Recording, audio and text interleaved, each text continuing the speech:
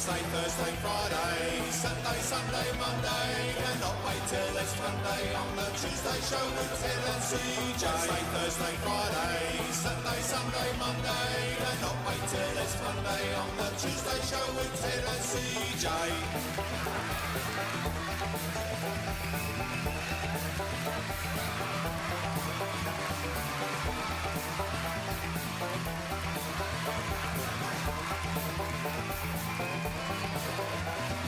Wednesday, Thursday, Friday, Saturday, Sunday, Monday, and not wait till it's Monday on the Tuesday show with Ted and CJ. Wednesday, Thursday, Friday, Saturday, Sunday, Monday, and not wait till it's Monday on the Tuesday show with Ted and CJ.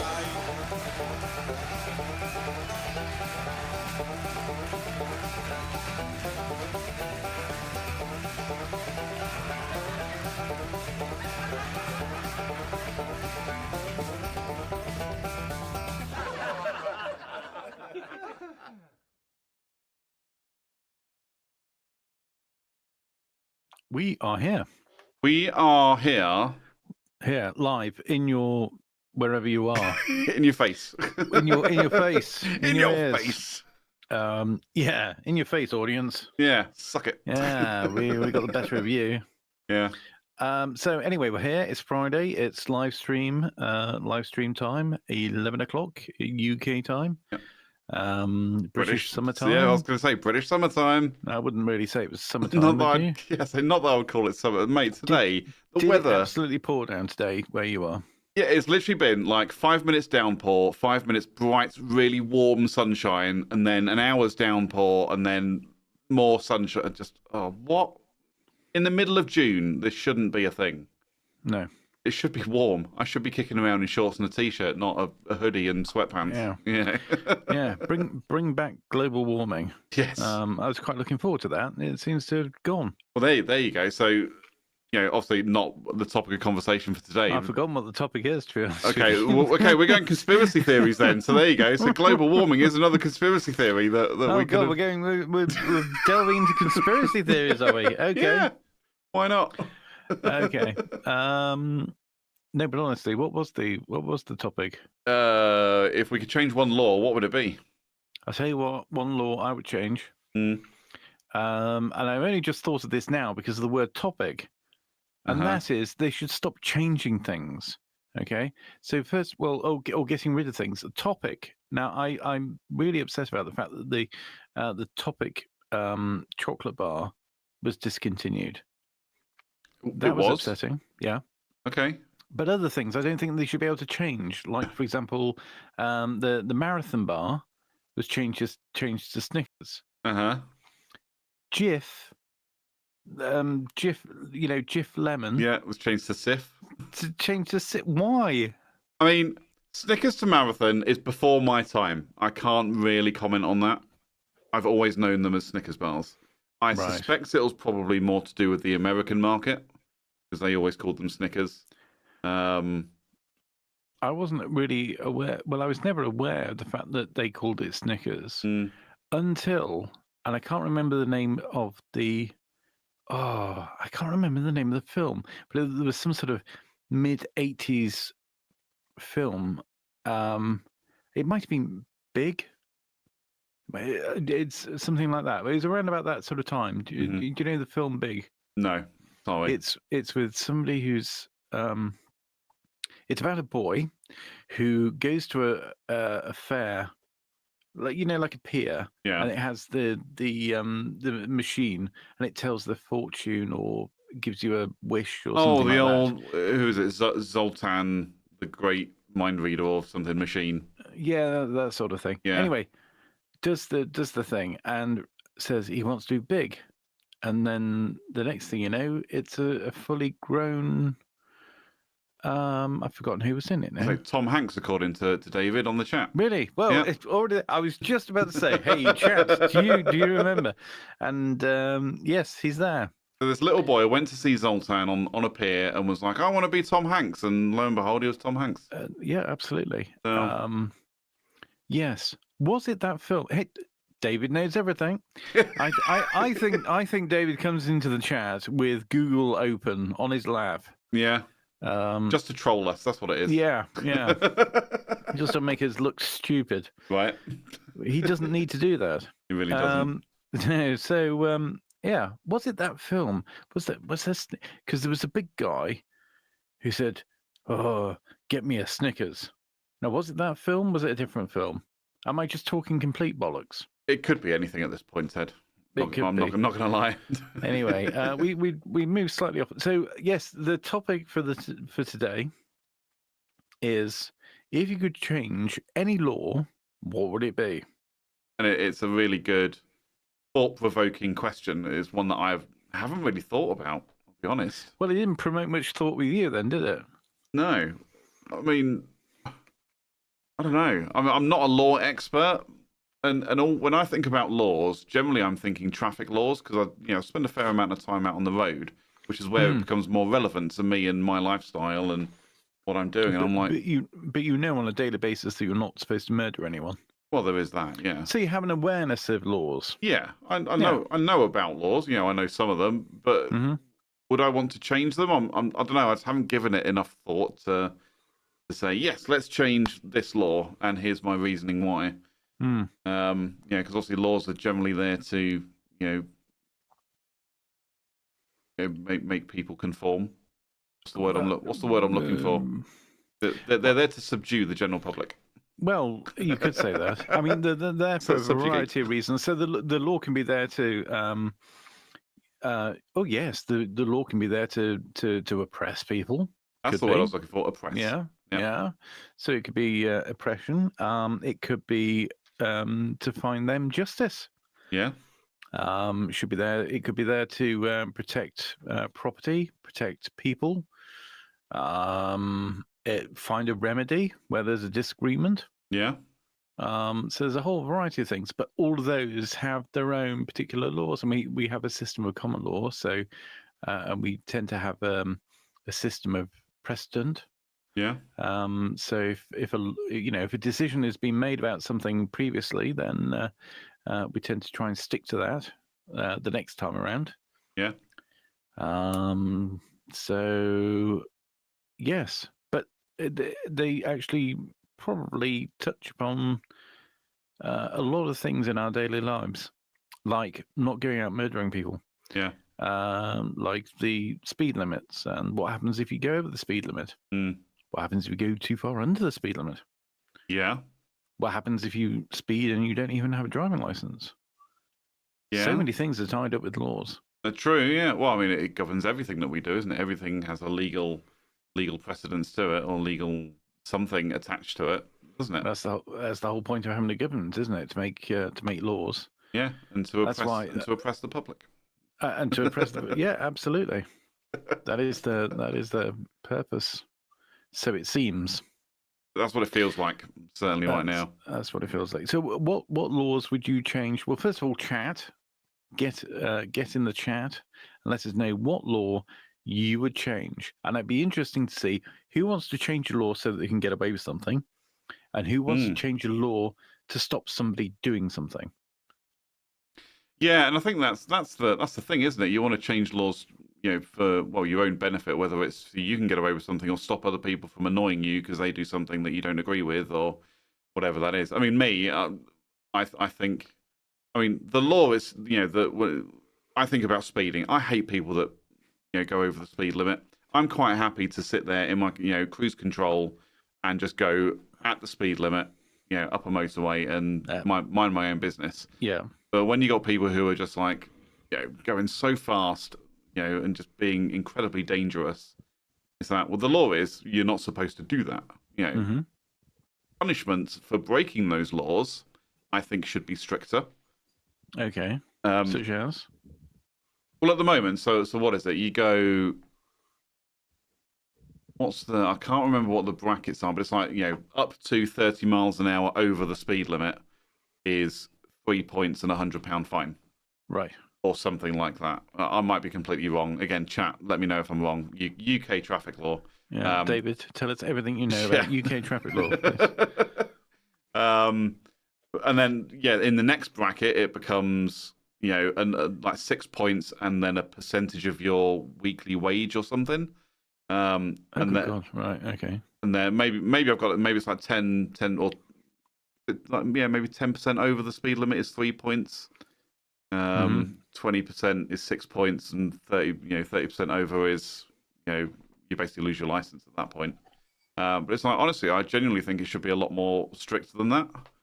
It should be a lot harsher than that. It's because what people do, not only when they're speeding, a lot of people are being incredibly dangerous when they're doing it. They're either weaving in and out of traffic, or they ride up too close behind somebody else, and or they come so fast up behind. Like it's happened to me. Or I'm like, say I'm on the outside lane of the motorway, overtaking a couple of lorries who are overtaking each other, and someone just comes up so fast behind me, and then they start flashing their lights, and I'm like, I'm not entirely sure where you want me to go at this point. I'm overtaking a lorry. I'm not going to break the law just so you can then break the law. I'm happy cruising at 70 miles an hour. Thanks very much. That's the limit that I'm allowed to go. Yeah. So how then people are then punished afterwards, I think is more important. And I think they should be. I don't know. I'm starting to sound like my old man at this point, because I'm like, every vehicle should just be restricted. Just restrict all the vehicles to 70 miles an hour. Right. Okay. GPS systems are really good now. You've got navigation on your phone and your car. You've got all this stuff. My car knows what the speed limit should be when it comes to, it's got some sensors or cameras or something that reads the speed limit sign that I'm going through. Even in the variable speed limits on the motorways, it picks up whatever the sign is saying. It's not flawless. I'm going to say that. It's not flawless, but there could easily be some kind of system in place in modern cars that when it picks up the speed, it knows what road you're on, it knows what the speed should be, that it just automatically limits your car to that speed. Yeah, on the face of it, there isn't really a very good argument against that, because why would you want it to go any faster if you've got a speed limit in place? Exactly. But I don't like it, and I don't like it. I don't like the idea of that instinctively, and so I'm going to try and rationalize why. And I think it's something to do with losing control. I think everybody should have control of their own vehicle, and once you lose that control, then okay, if you take more of a pragmatic approach to things. So say, for example, you've got somebody coming up behind you and you're restricted in terms of your speed. I suppose they're restricted in terms of their speed as well, aren't they? The idea is that everybody would be restricted. Doesn't matter what vehicle they're driving, everyone is restricted. Yeah. The trouble is, the thing with these sorts of things is, yeah, that makes sense. But then the only time that you're going to be put under any kind of pressure where you want to go faster and you can't move across because something's behind you, that something is going to be a police car or an ambulance or a fire engine or something like that. Defensive driving techniques means that you should just ease off the accelerator and then pull into the... Yeah. If you're overtaking someone and then there's an emergency vehicle coming up behind you, you should ease off the accelerator, then pull in behind that person. That's assuming there's space. I mean, you know what the roads are like. True. But then again, the idea being is that if everyone is going the same speed or everyone is limited to the same speed, the chances of traffic building up to that point or causing shockwaves or anything like that is going to be minimized anyway. That sounds like it should make sense. But what we do know is the reason for most traffic jams is people slowing down or braking when they don't need to. Yeah. And then there's a ripple effect and you end up with stationary traffic. Yeah. And just the volume of traffic on the roads in general causes that problem. So and you do get the variable speed limits. So it brings down people on the motorway down to like 40 just for that purpose, really, to bring everybody down to a certain speed. Yeah. But again, that doesn't work because you've still got everything under that speed. It's a very one-dimensional way of looking at it to say, okay, well, we're going to make sure that we got speed cameras on every corner. We're going to say, okay, if you're going, or you wouldn't need speed cameras, would you? If you're going over, you can't go over 70 miles an hour. so that basically we can wash our hands of road safety after that. I don't think that's a good idea, because No. most of the stuff that actually happens is stuff under that speed. And all the little collisions, particularly collisions with pedestrians, are all going to happen, or a lot of them will happen under the speed limit. And I think when we know that when you replace police officers with cameras, that's never normally a good thing, because the cameras will find the speeders but won't find the dangerous drivers. We've probably got the technology now, but we would never have had the technology to get the people who are driving dangerously or swerving, or in a stolen car, or anything like that. As long as they weren't speeding, they wouldn't be picked up for their awful behavior and awful driving. Yeah. But as soon as you go to 72, 73 miles an hour, then you get flashed, and then a speed camera gets you. See what I did there? Good one. I like it. But it's the same with CCTV in the town centre. It's sort of it's in a way, yes, I can see how it's useful. The problem is when you start to rely on these things and you say, well, we're not going to have police officers on the street, we're not going to have patrols there, because we've got somebody looking at a screen and able to operate a camera. Well, that's no good right then and there if something's happening. No, exactly. What you need is somebody on the street corner to go, oi, stop that. Oi, police, stop, stand still. Yeah. That's what you need. You don't need, oh great, we got everything captured on CCTV. So there's been a multiple stabbing. Lots of people have lost their lives and or their property. But it's okay because we've got it on camera. So we might investigate it. Yeah. So, if we had more resources. Yeah. Well, what we've got is some grainy footage at a distance. So we can't really identify that person anyway. So, sorry. Yeah. Sorry for your loss. Yeah. David's been in the chat just while we've been talking about that, saying, change the law of the roads to reform the modern day. Sorry, to reform to modern day cars. Yeah, I think so. That's obviously modern day cars are much safer. Have good kind of protection systems in there. The old, even like adaptive cruise control will automatically slow the car down when it sees a car in front to maintain the distance. And I think you're right to a degree on that one. There's scope to change things. Now, what the majority of people are saying, I know this was a conversation quite a few years ago, mainly because they spoke about it on Top Gear. They were like, well, look, modern cars, modern braking systems, modern protections. Why is the national speed limit not 80 miles an hour? Yeah. And it's that. I don't think it'll ever change. It'll always be 70 in this country. They're never going to make it higher than that. We're never going to get to Germany level of, Autobahn, go as fast as you want kind of scenarios. Well, nobody's going to be the one that makes that decision. Because as soon as you make that decision, you only need one more road death that year. Yeah, related. Because of that. And you're out of a job, basically, aren't you? You'll be hounded. Although what they can do is somebody can invent the concept of smart motorways, cause as many crashes as they damn well please, and get away scot-free. Yeah, well, but they're not doing any more now, though, are they? They've stopped. Basically, the projects now are they're going to finish the current smart motorway projects, and then that's it. They're not doing any more because of how dangerous they are. Is that right? Yeah. Good. There's no more smart motorway. The ones that exist are going to stay there, but they're not going to upgrade any more motorways to smart motorways. I think now it's going to be invest the money in purchasing the land either side of the motorways and extending them out if you need to put an extra lane in. Yeah.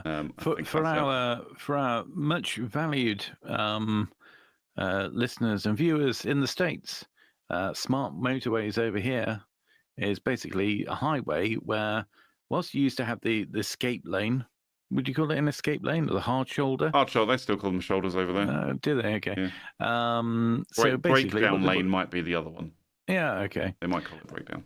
Basically, they're taking that away, obviously on our side, it was on the left in the right place, and they've taken It's in the left that, place. they've taken it away on many of the stretches of the motorway, and replaced it with a light system that'll show you whether or not you can go into it and use this as a normal part of the carriageway. Unfortunately, that means if you break down, you're absolutely reliant on that system working, and you're absolutely reliant on people seeing the signs and acting accordingly. Yeah, I mean, now I'm gonna just push out quite a generalized theory about why smart motorways are bad, and it's because people don't know how to use them.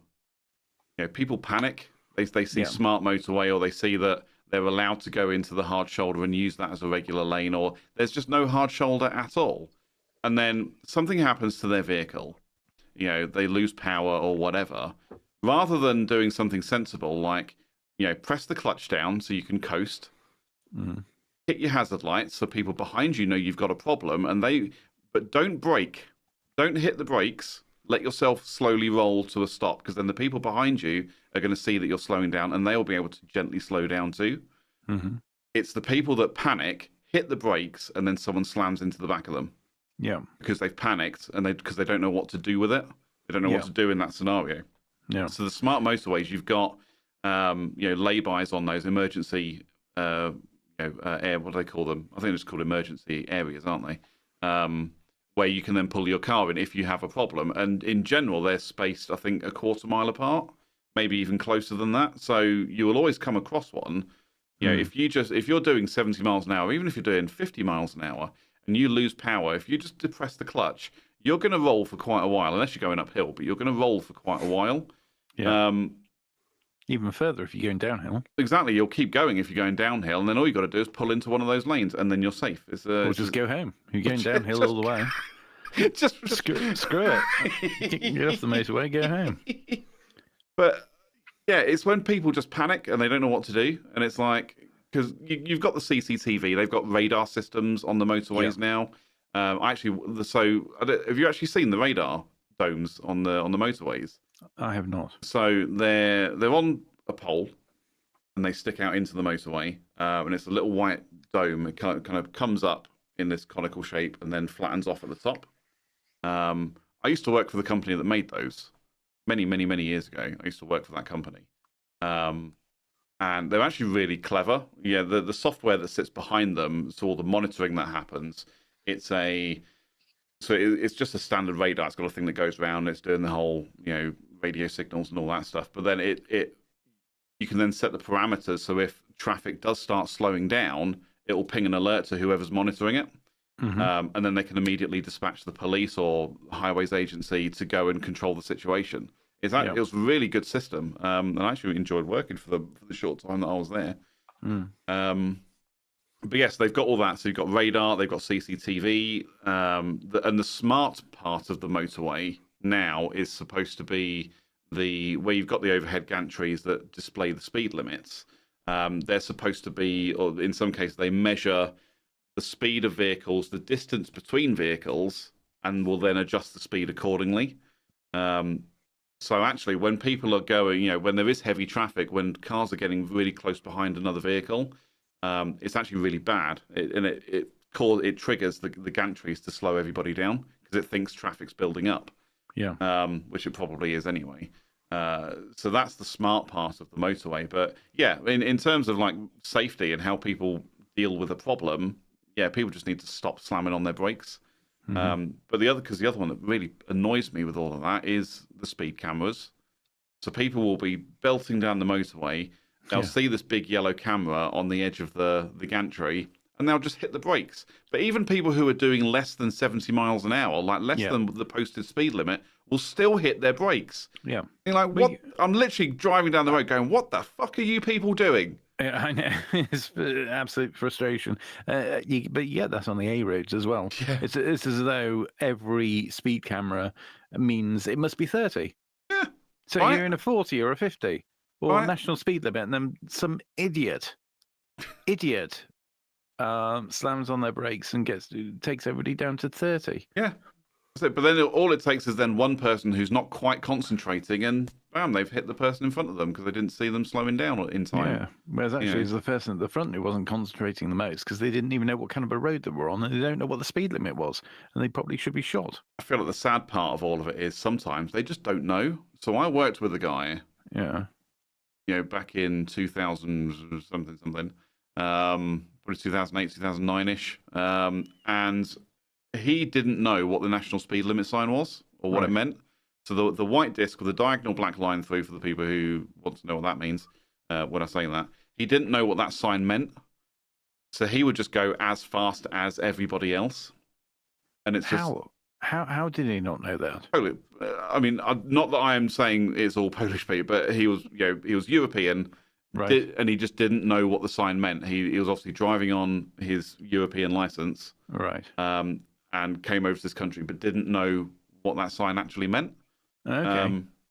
So he would just drive as fast as everybody else. Now it's really easy when you've got a big red circle with numbers written inside. That's really easy to understand what that means. But this particular side, he just went, no, I had no idea. That's interesting because increasingly I see signs with 60 on. Yes, I'm seeing that a lot more. Yeah, and certainly down like single carriageway lanes, 50s or 60s. You go down the A420 from Oxford to Swindon, it's all 50 miles an hour. Single carriageway, all 50 miles an hour. And I think they're starting to pop up a lot more because they're just trying to slow people down. Have you seen much of Wales has gone to 20 miles an hour in those areas? See, that was a thing I remember reading about. There was talk about increasing the national speed limit to 80 miles an hour. The trade-off would be that urban areas would be reduced to 20 miles an hour.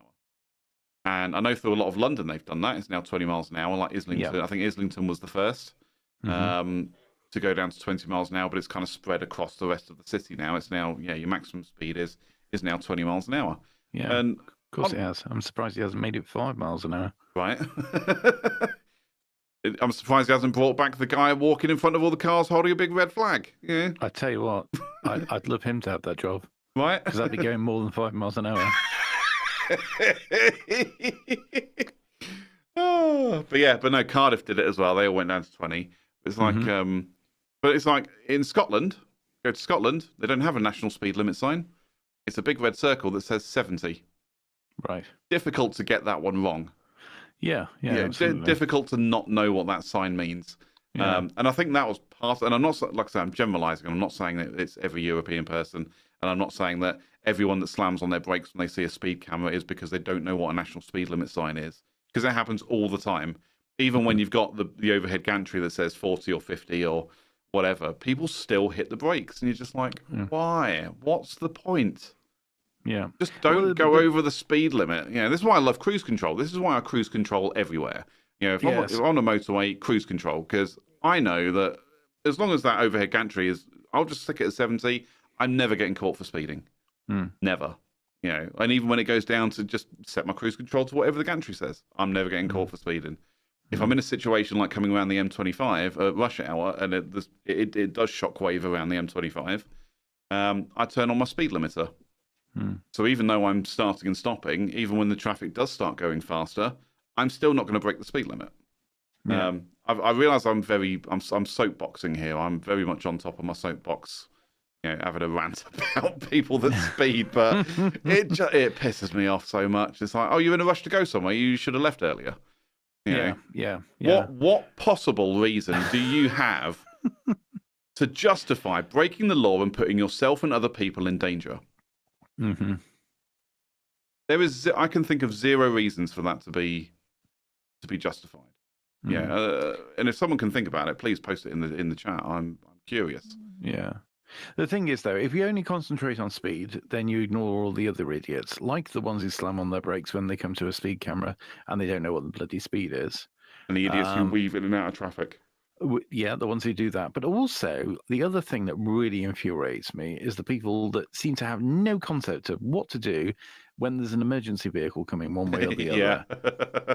And the worst is when you get converging traffic and they're both idiots and they both stop, thereby not creating any space Mm-hmm. for the vehicle. Everybody just slams on their brakes. Yeah.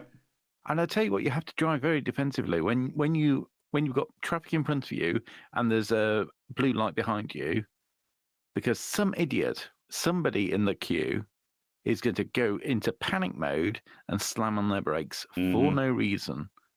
And they do things like stop right in the middle of, where there's a pedestrian refuge. Yeah. Leaving the emergency vehicle with only one option, and that's to go round onto the other side of the road, which may not be clear because there's idiots on the other side that are stopping as well. Yeah. I think they should be taken to task. I mean, unfortunately, the emergency vehicle has to go somewhere, but I think what they should have is some sort of exemption whereby, they are allowed to get out and give that person a slap. I think that would be a good thing. Even just so, imagine it's like, any emergency vehicle, there's generally more than one person in there. So the person that's in the passenger seat, now just slow up next to the person that's being an idiot. Do the old, roll down your window signal and throw a leaflet at them on what that says what to do if an emergency vehicle comes up behind you. Yeah. How to react. And it's like, because even in like when you're in standstill traffic, when I learned to drive, my both my instructors said, obviously you get taught about the 2-second rule. Only a fool breaks the 2-second rule and all that nonsense. But then he also talked about when you're in traffic or when you slow up and stop behind a vehicle, you leave enough space that you can actually see the tyres of that vehicle, but in front of you. Obviously, because if you get right up behind them, you can't see the road and the tyres. And he called it, they called it T&T, tyres and tarmac. So it's like, if you can see the tyres and tarmac, you're fine. But what it does mean is, if an emergency vehicle comes up behind you, you have enough room to move out of the way. Yeah. Or in another case, if someone hits you, if someone doesn't stop in time and hits the back of you, you then don't, ricochet into the next person. You've got enough room to take that impact without affecting the person ahead of you. I have a very similar system when I'm driving along and I'm looking out the window, particularly in summertime. I call it T&A. But that's got nothing to do with manoeuvring. Or has it? It's like not that kind of manoeuvring. Not that kind of manoeuvring. But yes, those people annoy me. People who don't position properly in the road. Yeah. Oh, and here we go. Right. What really, really annoys me also are the people that let you go out of a junction where the whole thing was pointless, and what they're doing is they're holding up the traffic behind them. Yep. There might be 2 or 3 cars that would simply going to whip past, and then it would be I'd be absolutely free to go out and come out into the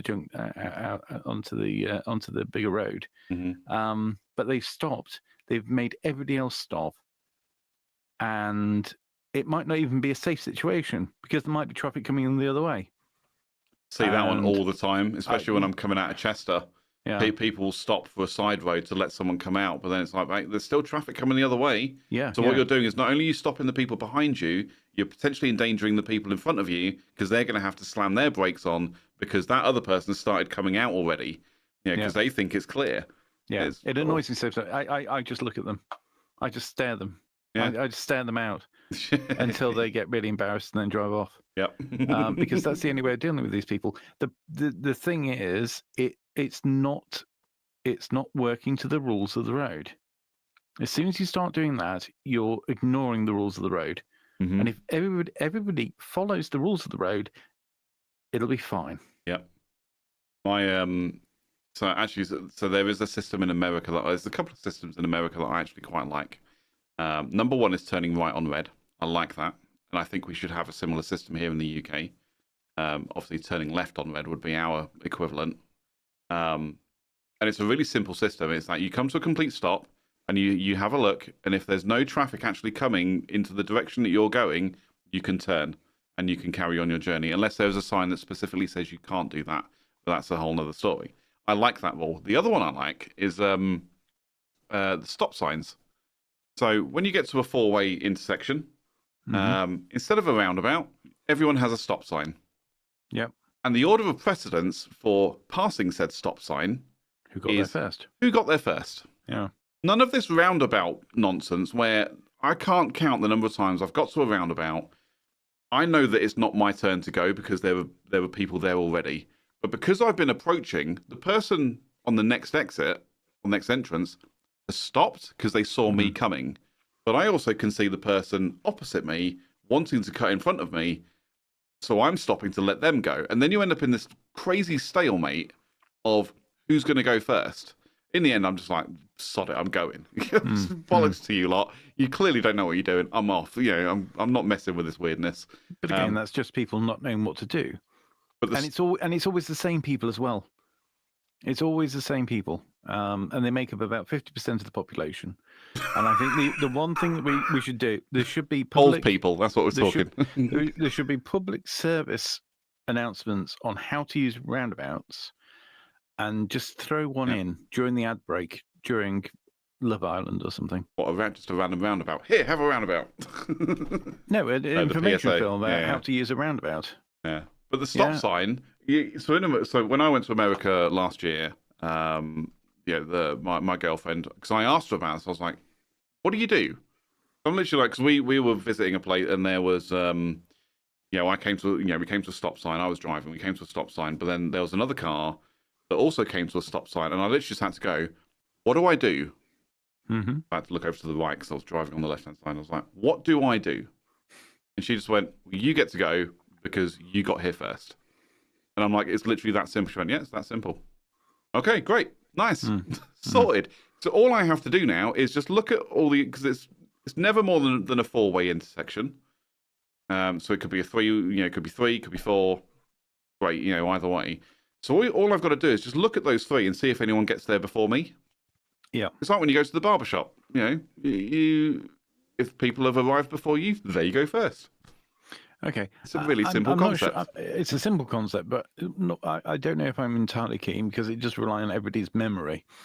Bearing in mind, say, for example, if there's an obstruction on one side of the road and it's on your side, then the other person has the right of way and you've got to give way for them. And if there's an obstruction on both sides, then it's down to the first person that gets to the obstruction has right of way. Yep. And the other one has to give way. Does it ever work out like that? Very rarely, because for some reason, a lot of people just drive in a very adversarial way. Some people are very aggressive drivers. They're aggressive. They feel like they need to be at the front of the queue. They need to get there first. They never get there first. And it's just unnecessary. Agreed. And just unhelpful. And it's also dangerous. I love seeing an aggressive driver. It happened this week. I was coming back from Birmingham. And so there's a bit on the A38 as you're coming out of Birmingham that is 30 miles an hour. Yeah. Has always been 30 miles an hour. It's I don't know if you know it that well. So as you come down the A38M and then you basically end up going over like an overpass and it curves around to the right. I think it's Queensway. I'm not sure. But anyway, part of the A38. Always been 30 miles an hour. But then coming out, it's the same thing. Going towards the A38M to go out of Birmingham. So I booted along at 30 miles an hour. I'm quite happy. People get right up behind me and sometimes they flash the lights. Sometimes I see the old hand gestures, all this stuff. I'm just like, 30 miles an hour, mate. I'm comfortable like this. That's fine. Then they all pull out and they'll steam past me, do whatever they got to do, and I'll lose sight of them for a little while, and then I'll pull up right behind them as they hit the traffic jam on the A38M. I just laugh at them. I'm just like, idiot. I'm like, all of that effort, all that frustration and stress to get one car ahead. Yeah.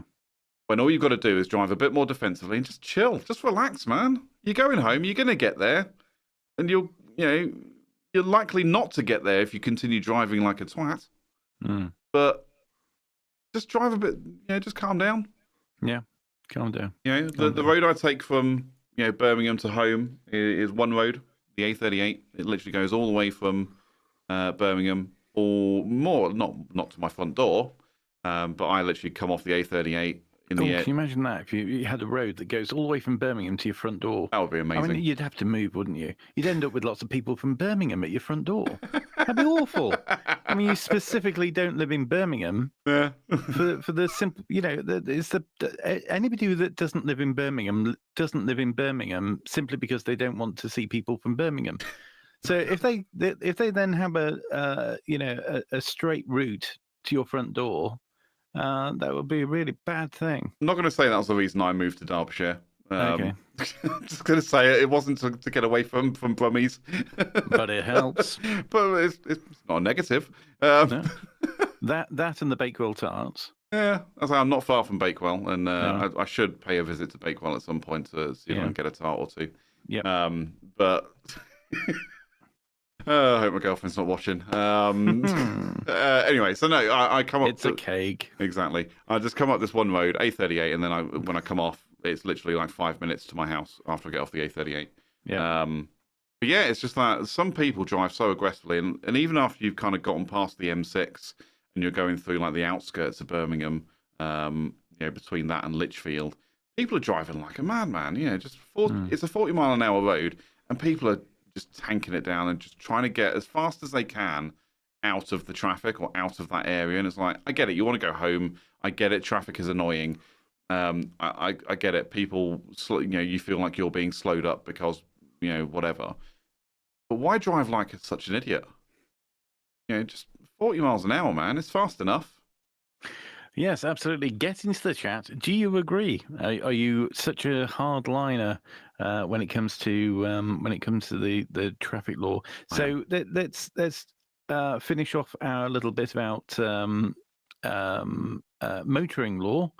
What motoring law then, CJ, would you change? I think I would reduce the national speed limit personally. And because of that, introduce harsher penalties for people that break it. You'd reduce it. What would you reduce it to? 60. 60 is enough. And it's like, so think about like the roadworks. On motorways, generally roadworks are limited to 60 miles an hour, maybe 50. Sorry, 60 if you're lucky, generally 50. There was a time when it was 40. Yeah. And I don't know why it was increased to 50. But they increased it to 50. Maybe that's probably just for traffic management in general. But like on the M1 towards London, when they were still doing the smart motorway stuff there, they did increase it to 60. Again, I assume it's to keep the traffic flowing. But it's things like 60 miles an hour is fast enough, and actually much more fuel efficient. So if you want to say kind to the environment or not as bad to the environment, let's go with that one. My car is much more efficient at 60 miles an hour than it is 70. But I'm not the type of person that's going to cruise at 60 miles an hour everywhere. I had my time doing that in the smart car because it was fun. I could happily sit behind a lorry doing 56 miles an hour, getting 80 miles to the gallon out of my car because it was so small. And I just didn't care at that point. I was like, I'm saving so much money by not driving at 70 miles an hour. Now I feel like, I'm just not comfortable doing that anymore. I'd much rather get past the lorries in my car. Absolutely. David's been in the chat again. He says harsher punishment on breaking the law would stop people from breaking them in the first place. That's very true. I think that's pretty much a given, isn't it? Yeah. But again, it's catching them though, isn't it?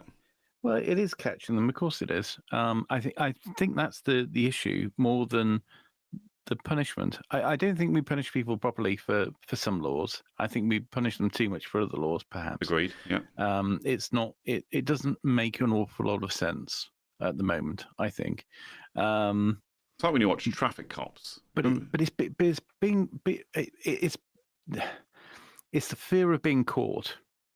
Now, if you run down a street in a gang and you run into shops and grab as much as you possibly can and keep running, and the CCTV, but nobody gives a toss, nobody's going to bother looking at the CCTV, nobody's going to identify who it was, they will get away with it. Yeah, absolutely. It may well be that if they were stopped and if they were convicted, then they would have some sort of sanction that would actually have an impact. That could be true. Yep. But they don't have the fear of getting caught. No. Now, murder's an interesting one because most people who are murderers, they're not doing. That I don't think they weigh it up like that. They don't think about whether or not they're going to get caught. I think most of these things sort of happen in the spirit, well, not the spur of the moment exactly, because they have to have some sort of malice of forethought. But it's not kind of the same sort of thing. Wasn't there some statistic about murder that said like it was something like 75% of murders are murders of opportunity or murders of chance or something? It's Right. like like domestic violence type situations. A couple's in the middle of an argument and one of them just out of sheer rage and fury grabs a knife and stabs the other person or something. There was a statistic about that, and it's like still murder. You still murdered the dude. Come on. Yeah. Or whatever. Very often they say that you'll know who your murderer is or something. Yeah. Or David's been back in. Emergency vehicles should be allowed to knock vehicles out of the way if they are blocking them. That is allowed in America. So I figured that one out as well. Not a fire truck knocking me out of the way, but again, massive fire truck coming down the road, and those things are big and heavy. Okay, they don't go as fast as a police car or an ambulance, but they are heavy. And apparently, they can just knock them out of the way if they want. If someone's not getting out of the way or not, because what my girlfriend told me was, if you see an emergency vehicle coming, from anywhere, doesn't matter how far away they are or where you think they're going to go, you pull over, just in case. That's what you do. It's they could be, because we were coming up to an intersection, a 4 or 5 way intersection, and there was a fire truck coming the other way towards the intersection, and I was like, and she's like, there was someone in front, and she was saying, "Oh, you're going to pull over or what?" And I was like, "You talking to me?" She's like, "Well, I'm actually talking to them, but you should probably pull over as well." I'm like, "Okay, but they're still like a quarter of a mile down the road." And she went, "Yeah, it doesn't really matter because you don't know where they're going. They may come down this way. They may want to go in front of you, into that turnout right in front of you. You don't know." And I'm like, and I was like, "Okay," so I pulled over. Obviously here in the UK, we start making judgment calls on where they're going to go, and we start looking for indicators and like kind of some visual cues that they're going to go in a certain direction. And we just keep going until they're either right up behind us or right in front of us, wanting to turn in front of you. And then you slam your anchors on, you slam the brakes on. In America, they don't do that. You just pull over. But if you are in the way, they'll knock you out of the way, which I find really interesting. And it's like, well, yeah. But again, to me, I look at it as quite simple. Get out of the way. It's, a nice 4-word rule to live by. Get out of the 5-word. Get out of the way. Okay. You should call outer as a single word. Anyway, sorry, we're back on traffic. Sorry. We are. Let's get off traffic. But yes, so we got one from David, which is the emergency services should be able to just knock you out of the way. I think that's probably a good one because I see people that get in the way. You would reduce the speed limit. I'd reduce the national speed limit. Okay, that's flying in the face of the lot of support for increasing the speed limit, but I'm not a speed demon. Let's just assume it's not going to change. The only problem I do have with lowering it is that on the lower level. So we talked about, or I mentioned Wales, where much of it's down to 20, and we talked about London, where it's down to 20 in a lot of places. The only problem with that is it's actually knowing what 20 is, because usually with the speed dial and the speed dial, that's when you ring somebody, isn't it? Speedometer, that's it. Yeah, your speedo. Yeah, got my speedo on speed dial. Hello. So what am I talking about? Yeah, it's very difficult to actually see whether it's 20. I know some people have a digital display, but actually how accurate is it when you're at that? And you end up looking at the speedo instead of looking at the road. But you should be doing that with 30 as well. What? You should be checking your speed even when you're driving at 30. Yes, but it's a lot easier to maintain, whereas 20 it's a lot harder. Okay. It is a lot harder. It is a lot harder. Anyway, let's leave the roads to one side. leave them at the roadside. Yeah, we'll kick them to the curb, and we'll talk about some other laws. Go for it. Your turn. I've told you what I want. They should all be banned. In-laws. They should be imprisoned. Yes. Right. I don't know where you're going with that one. What? Anyway, go on. What's it's your turn now. Is it my turn? Yeah, it's your turn now. Okay. In-laws being imprisoned doesn't count. That's outside the spirit of what we're doing here. Okay. All right. What else would we have as a? I don't know what I would change, to be honest. I think probably I would. Well, there's quite a few newer laws in regards to speech. Really? Well, yes. Like the online, communications and things like that. I would strike those off. Because they just get in the way of freedom of speech. I don't think that's right. Anything that impedes freedom of speech. I definitely think that we should have some sort of a Bill of Rights, similar to the Constitution that they have in the States. And first and foremost is to have that freedom of speech at the very beginning, and that's something that they do have the benefit of over there. So yeah, I think we could certainly take away some of those laws, but generally speaking, I don't think it's really about changing laws. It's more about perhaps administering the law and order in a much better way, more robust for offenders. Yeah, and certainly fairer. Yeah, I think from the way I see a lot of that is it's changing perceptions. It's like the law's there to protect people, and you get the old sayings, possession is 9/10 of the law, and all this kind of thing. It's like it's actually changing people's perceptions. It's like take murder as an example. It's like, well, actually, surely what we want to do if someone is a potential murderer, what we should be doing to prevent that crime from happening is educating them on what it is they're about to do and the effects it's going to have. Not just for them, but the people they're about to affect as well. It's like, well, if the effect for you as a murderer is you're going to go to jail, you're going to prison, or depending on what state you live in the United States, you're probably going to die yourself. Is it really worth it? Is this worth your life? Speeding, it's like, is this worth your job? Because for a lot of people, you lose your driving license, you're going to lose your job because you either can't get to work or you can't perform your job. So is it worth your job? Is it worth your life? When it comes to theft, it's how would you feel if someone came and stole some of your stuff? Whatever it is that you have, your most prized possession, your car, your TV, your computer, whatever. How would you feel about that? So why do you want to let other people feel the same way? What is it about you that makes you want to do that to somebody else? And to really, I'd love to get into the mind of a criminal at some point. Let's say at some point, like it's going to happen. No, you put it into that idea of body swapping, or do. Yeah, okay. It might be possible one day. Who knows? Just introduce some probes. Yeah. Unfortunately, not into the head. Yeah, I'd love to get into do that whole body swap thing. And just be in someone else's head for a day, just to try and figure out why they want to do this kind of stuff. Yeah, because it's like. Well, why? Or you're taking something that belongs to someone else. How would you feel if it happened to you? Or you're about to take someone else's life, or you're about to, cause a business to lose, money. When all they're trying to do is just make a living themselves.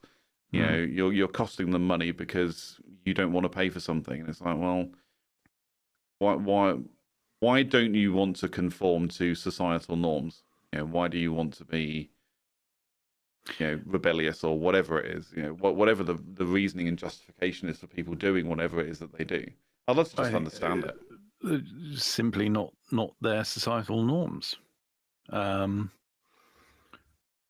think that's what it comes down to. You've got in society, we're not a homogenous, group that are all think the same and feel the same about everything. There are differences. There are people who perhaps don't think twice about taking something because they don't have a real concept of personal property. They have low impulse control, whereas the majority of us do. We understand that the something belongs to somebody else. I mean, a lot of these things are the kind of thing that you learn when you're a toddler. But then there's lots of people who have had poor upbringings and haven't actually learned that. And if you get to the point where you haven't learned that, it's very, very difficult to then learn that later on in life. Yeah. And I think we make a lot of excuses for people. And that is the sort of excuse that would be made. Yeah. Oh, well, they didn't have the same opportunity, or what have you. One of the worst things that happens is when the excuse for crime, and this can happen in an area of the country, or any country really, is to say, well, the excuse for the high crime rate here is purely economic factors. Yeah. Because these people are poor, that's why there's a lot of crime. It's like, okay, so they're poor. How does that explain the rapes? Oof. Yeah, because that's not going to help your bank balance. Nope. Okay. So yeah, I think it's very easy to make excuses for people. And yeah, I think there sometimes needs to be an intervention. Because there are parts of society that just don't behave in accordance with the rules. Yeah, no, I agree. And it's a strange concept that there's a phrase that I've used a few times at work as well, and it's excuses for bad behaviour. Yeah. And that could be, like you say, it can be background, upbringing, social status, mental status. If someone is diagnosed with a condition for something. I don't know why I did that. I'm sorry, everybody. That wasn't required.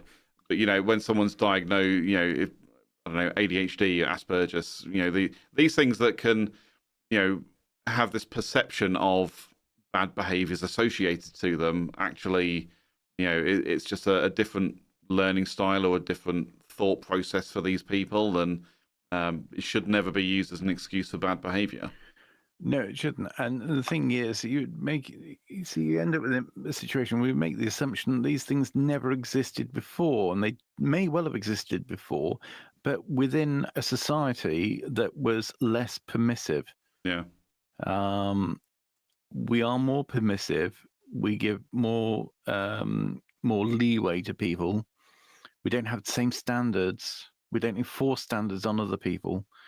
We don't enforce standards on, perhaps other people from different places, different cultures, and so on and so forth, that we apply to ourselves. Mm-hmm. And then we are somehow surprised when there's high levels of criminality. Yeah. It's bound to happen. True. You have to have a standard, and you have to stick to it. And this is what I'm saying about the laws. Mm. There's not an awful lot in terms of laws that I would change. There's certainly, I can't think of anything that I would introduce. I think we've got it all covered. Yeah. It's, somewhere along the line, somebody wrote them all in stone. The key things, no coveting somebody else's ass or something. Yep. Don't murder, and don't shag somebody else's wife. It's all there. Yeah. It's all pretty obvious. It all lays underneath CJ's 2 rules for life. Do your job. Don't be a dick. Yeah. CJ's 2 commandments. Yep. CJ's do your job. Don't be a dick. The two CJ amendments. Yeah. Yeah. Do your job. Don't be a dick. Dave has been in the chat. Yes. And if you've noticed, I've not. So something that he'd like to change: being able to fly the English flag. Is that a thing? Are we not allowed to fly the English flag unless there's a football fixture on? I don't know. There was some. There's always something floating around on Twitter, or should I say X, In fact, I always say Twitter as well. Everyone knows what you mean when you say Twitter. Yeah, but do they know what when it comes to X? Anyway, I can't be bothered. So what I'll do, can't be bothered trying to look it up at the same time. So I'm gonna throw it back to David. Yeah, so David, come back to us. Give us some more detail on that. Has somebody said that they can't fly flags? I think there was something to do with. It might have been something to do with taxis. Right. There was certainly some sort of an issue a little while back, but I know that now there's some sort of international football game going on. That it's started to become a talking point again. Yeah. So the only time I really see English flags flying is when the football's on, when there's Euros or World Cup or something, and that's the only time I've seen. So my neighbour over the road, he's got the old George's Cross bunting out in front of his house, and it took that to prompt me to figure out what was going on, and I then discovered the Euros were on. I was like, okay, fair enough. Yeah, but it's interesting because you just don't see people flying them any other time. But then again, flag poles in front of houses isn't really a thing in the UK, is it? Actually, I on a very regular basis, at least a couple of times a day, I do drive past a house that's got a flagpole. Okay. So and they've got a Union flag flying. And I could tear my hair out on the few occasions I've driven past and it's been flown upside down. That does annoy me. That really does annoy me, and I just want to, they wouldn't get it, but I would want to sort of storm in and kick down the front door and ask them what the problem is, because clearly they're in distress. Otherwise, they wouldn't fly the distress signal. Exactly. Which is having the Union flag upside down. Could you imagine though if someone did that and just you accidentally fly the flag upside down and someone just literally starts hammering on your door, breaking a window to get in to find out what the problem, and you'd be like, "What the hell are you doing?" And the other person's like, "What's the problem? You're flying the flag upside down. That means you're in distress. What's going on? I'm here to help." Yeah. People would quickly learn which way to fly the flag, wouldn't they? Well, yeah. I mean, especially if somebody gets swatted. Imagine you sat in your house, you put the Union flag upside down, unknowingly, and you sat down watching TV, and all of a sudden there's an explosion at the window. The window's blown in. The SAS are coming through. And they parasailed down the side of your house. You got red dots all over your face. Yeah. This is the thing, though. When it comes to law, we need to teach a lesson to some people. See, now it's interesting. I like it or not. I mean, obviously, feel free to judge yourself. It's one of those things I like about the so like what they teach in American schools about just like the flag and honor around the flag and how to treat the flag and respecting the flag and all this kind of stuff. I'm not saying it's always a good thing, but it's just that education that exists around the Star Spangled Banner, what it represents and all that kind of stuff. I appreciate that as a concept, and I think there should be something similar in the UK, even if it is just. I mean, I do not remember in school being taught what the Union Jack was, or why it exists, why the colours are what they are. The culmination of George's Cross, St Andrew's Cross, whatever the Welsh portion of that is. It was never taught to me. Never. It's just there's a flag. There you go. And no one ever said, and this is the way you hang it up. This is how it should be hung, etc. But I would love to have a flagpole flying the Union Jack. I'd love it. Yeah, absolutely. I did joke with my girlfriend. I was like, whichever direction we end up moving, whether she comes here or I go there or whatever, we should get a flagpole, or two, and fly both flags, both US and UK. David has come back to us. What's he said? He said people were being told that they had to take them down because it offended others in the area. Don't know which area, but makes sense. I don't think there should be any what. No, it makes sense as to why people would be. I hate that it happened, but I know why. Yeah, now I understand why it happened. Why? Because people were getting offended. Well, people were getting offended. But the thing is, what I was going to say was because it offended others in the area. Well, if the area is England and it's a St George's flag, then that's exactly the right area for a St. George's flag. Yeah, exactly. And therefore, if you get offended, well, just don't look at it. Interesting. So I think I've mentioned him before. There's a guy I follow on YouTube called The Fat Electrician. He has a second channel called The Fat Files. Okay. Actually, that one wasn't covered under Fat Files. That was Fat Electrician that he did it. So he was talking about there's an American, veteran who was flying the Stars and Stripes outside his house.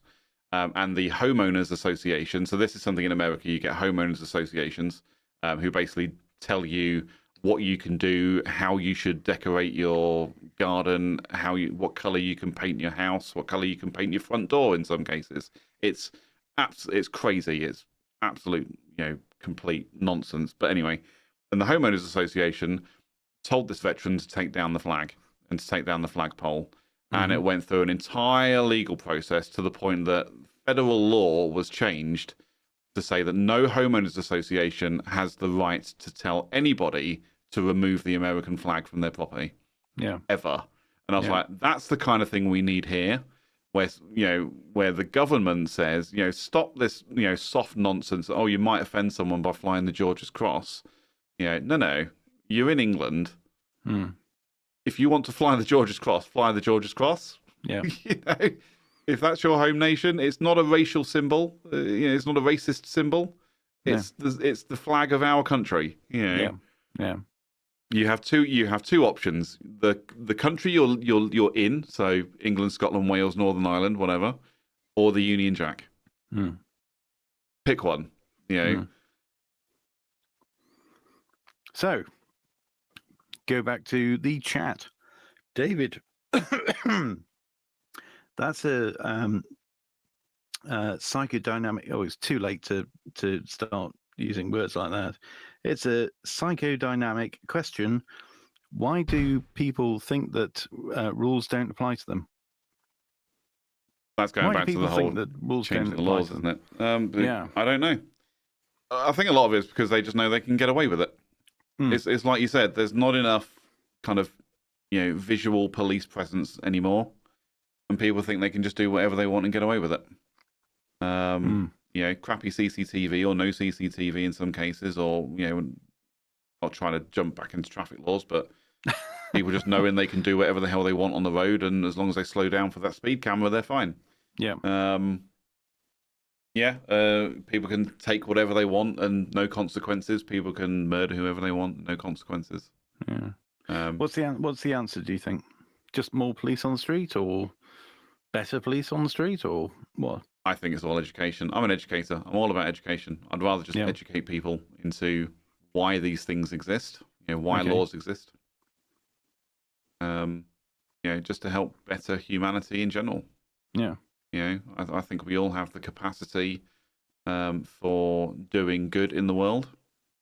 And we need to educate people on how to do that. What do we do with the people that can't? Well, I suppose put them into prison. They're the ones that end up going to prison because they can't, follow the same rules as everybody else. Yeah. But David, maybe you've got some insights on psychodynamic questions of why people don't want to follow the rules. That I'm interested. I'm curious about the human mind and how it works. Why people think differently. Yes, there's upbringing, there's, the education they've had, there's, the reasonings we've spoken before, about they live in a poor area. I think social media doesn't help a lot of that. Most of what you see on social media is the best of people's lives. And other people then want to enjoy those same things, or, some might describe that as entitlement. And I think that's quite a key driver to why people do a lot of things. It's like they'll just be like, so I'll put myself in as an example. I haven't done anything bad, by the way, but I'll put myself as an example for entitlement and wanting nice things. There are systems in place whereby I can basically get free money, and I can then go and buy the nice things that I really want. The consequence of it is I have to give that money back eventually. And you get yourself in, and I've gotten myself into trouble before where I basically go, oh, I have borrowed too much money and now I don't have enough to give it back. And to also sustain a half decent lifestyle that I've now gotten used to because I borrowed all this money. And it's almost an extension from that. It's that I want nice things because I can see other people have nice things. So why don't I deserve nice things without really the education or know-how to attain them in a good way? Yeah. The difference being that, okay, getting yourself into debt isn't a good thing. But some people will go a bit more directly into wanting the things that they can't afford just by taking them from somebody else that could afford them. Yeah, but that's it. It's an extension of that, of getting yourself into debt. It's that, maybe these people can't get credit to buy the things they want to buy, and the only way they see that they will be satisfied in their own lives is to have these nice things, and the only way they can do it is by taking it from other people, rather than working, to improve themselves, to earn more money, to then, have the sense of satisfaction and achievement that they can then go and buy what they want to buy. That's how I see it anyway. But yeah. Anyway, David has come back to us. Good old reliable David. Thanks, buddy. Freud said it's about educating people to learn how to live with others in society. There you go. Mm-hmm. So, Bex has jumped in. Hi, Bex. Welcome to the show. Socialization of children. Socialization of children by parents is often lacking, results in lack of awareness, lack of respect, etc. And these things can't always be covered in school. And I think that's a good point. The education system we have, I mean, there's a lot to go through with everything that we've learned over the years. And I think about this sometimes, actually. I'm like, what will education look like in 50 years? With everything that we've learned and everything that we've done, even just down to AI, look at machine learning or narrow artificial intelligence or however you want to brand it. AI is going to do a lot for us, but how we got there, or how we got to this point, will need to be introduced into the education system at some point. So then the question becomes, what falls off? What gets dropped off? Because there is only a certain, there's only a finite capacity for educating people. And and it's like we said weeks ago when we were talking about money. It's like no one taught me the value of money because they were too busy teaching me about World War II. Not that that's a specific example, but you know what I mean. It's it's that something has to give if you're going to put something else in. Education is like a sponge, like the brain is like a sponge. There is only so much you can put in before things start falling out again. And I think that's education and awareness is. It has to be ongoing. It has to be a lifelong endeavor. I definitely feel like an awful lot's fallen out. Oh yeah, over the years. More has fallen out in the last 20 years than has gone in. I can tell you that much. It's like algebra. What's the point in algebra? Why the hell did I learn about algebra in school? And it's a bad example because I like algebra and I know why I learn algebra. But it's you just kind of look back on things and just go, why the hell did I need to read poetry in English class? What was the point in that? It's of zero use to me in real life. Unless I decide to quote poetry to someone because I want to sound better educated than them to make them feel bad. But that's clearly not the objective, is it? It's, So, I think there's much more that should be taught in school. I honestly, I still don't understand why school is only like 8 till 3. What's the point? I have to work, 9 till 5:30 officially, but my hours are generally a lot longer. Also, bear in mind they have a whole bunch of breaks in there. Yep. They have lunch break, and they have sort of a lunch break about an hour before the end of the day. Anyway, it's ridiculous. But anyway, talking of breaks, I think it's about time for us to take a break. Sure, no problem. So we'll be back in a very short while. We'll be back in a jiff. Do.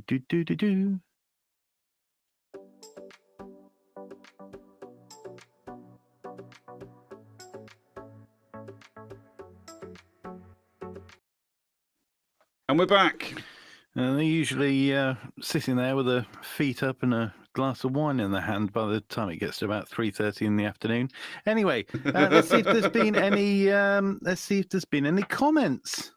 We've had a couple come in whilst we were on break. Sorry, everybody, I was fixing my hair. That's why we had to take a break. I was frantically messaging Ted, going, my hair keeps wobbling all over the place. I've got to go do something about it. So there you go. So David came in and said... Plus, I needed a poo.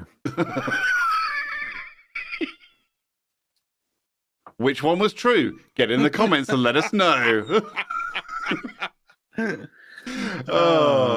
It's like the presentation of showing how much the phone has changed over 50 years, yet the classroom hasn't changed in 100. And it is, I mean, I don't know if that is if that's an actual thing, if there's like a presentation for that, but it's a really interesting point. It's like how much technology has changed and moved on over the last 50 years, yet the classroom environment is just kids in a room with a teacher. There are different varieties, and I think some things have changed, but fundamentally it hasn't.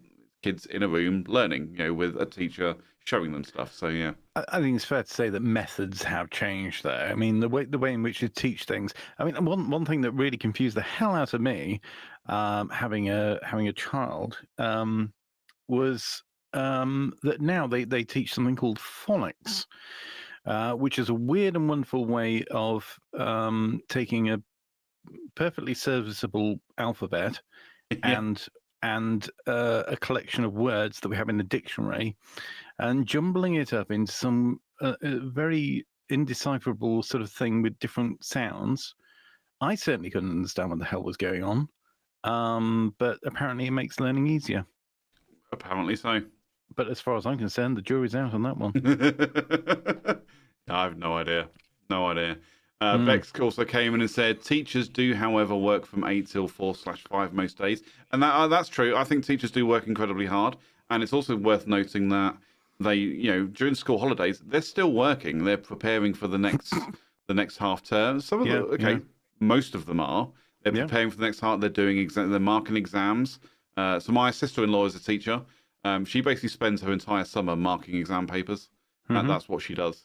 It's not constant. She still finds time to go out and enjoy time with her kids as well. It's but they do work hard. But the whole concept of 6 weeks for a summer holiday, what's that about? I don't get 6 weeks for a summer holiday, and I work my balls off. Well, yes. Well, I mean, no, not everybody gets it. Well, not everybody can have it, because then nothing would actually work, would it? Exactly. I just feel like school does not prepare children and young adults and adults when they go to university. It doesn't prepare them for the harsh realities of real life, of getting up at 6 a.m., of getting in the car and going to work and not getting home till 6, 7 o'clock at night, and just feeling constantly exhausted and getting stressed because people are being suddenly much more demanding of them than they were in school. When you're in school, it's like, okay, so we're going to learn about this. Now go away and write a paper in your own time. And you've got a few weeks to get it done, or however long it takes to get homework or coursework done. When you go to work, it's that, Jones, I need this report on my desk by 9 a.m. tomorrow morning, and it's 3 o'clock in the afternoon. You're like, how the hell am I going to do this in 2 working hours? Well, the answer is you're not. You're going to be staying late. You're going to be starting early to get it finished, because that's what you have to do. Yeah, damn it, Jones. Yeah, Jones is slacker. Can't stand Jones. Yeah, such a dick. He's holding us all back. He really is. He's not. He's not following CJ's amendments. Do your job. Don't be a dick. Come on. Yeah, absolutely. Come on, dude. Yeah, down with Jones, I say. So no, I think possibly there is a bit of a disconnect when it comes to schools and the workplace, certainly. But maybe that's because schools are a bit lax compared to work, because work life is work life. You kind of stuck with it, and I think work life, and then what you end up with is just having problems carrying over into the workplace, where you've got HR departments dealing with people that can't cope with being at work. Because they've never they've never been challenged. They probably come from a generation of school children that ended up with participation certificates for absolutely everything, and they've never really been challenged, or never learned how to win or to lose. Yeah, exactly. So maybe that's certainly something that has changed in schools over the last 100 years. They've perhaps got a little bit worse in that regard. It's okay though. You get 1 week of work experience where you get to. Well, that makes all. That makes all the difference, doesn't it? Absolutely. I mean, it won't be a field in which you work. No. Yeah. Oh. But it would be nice to see. Actually, it would be nice to see more teachers, from industry, like who then leave industry and then go into teaching, rather than teachers who are just career teachers. So they've gone to university, then they've gone into teaching, and then they just stay in teaching because they perhaps lack some of that experience in the workplace. See that I found interesting. I know somebody who, they've been to university, they have a degree, but their degree is in teaching. Yep. Their degree is in education. It's not in a specific subject. Specific subject. It's just teaching. And I'm like, but surely, I mean, maybe good for like a general education, maybe like primary school, middle school. Maybe that's acceptable, but surely you want a specialization in there somewhere. Whether it's English or maths or sciences or whatever. Fuck drama though, man. Yeah. I know a couple of things about general education. Yeah. Because I knew him when he was a captain. Hey. Thank you. Is he related to General Detritus or Corporal Debris? Major Disaster. Yeah, Major Disaster. Oh, maybe he knows Corporal Punishment. Yeah. Anyway, so Ted thinks that both reasons for the break were true. So David thinks both reasons for our break were true. Yep. Bex says it's my hair, because if Ted was actually doing a poo, it wouldn't be finished by now. I mean, is that true, Ted? Do you normally spend longer than 10 minutes in the toilet? I don't want to talk specifically about my movements. No? Okay. What's brown and sits on a piano stool? I don't know. Beethoven's Last Movement. Oh. Increasingly, school teaches you how to pass exams. Maybe that's true. I mean, it's been 19 years. Hang on, how old am I now? It's been 18, 19 years since I was in school. I feel like there was more than just learning how to pass the exams, but there were definitely segments in there of, I mean, I remember doing my GCSEs, and like 2 months before we actually sat the exams, literally every lesson was, here's a past exam paper. Yeah. Go and do that and see how you do. And it's like, okay. And actually, but why didn't we do this from the very beginning? Why didn't we just have past papers all the way through the year and use that as a way of learning, instead of all the bollocks we've been through?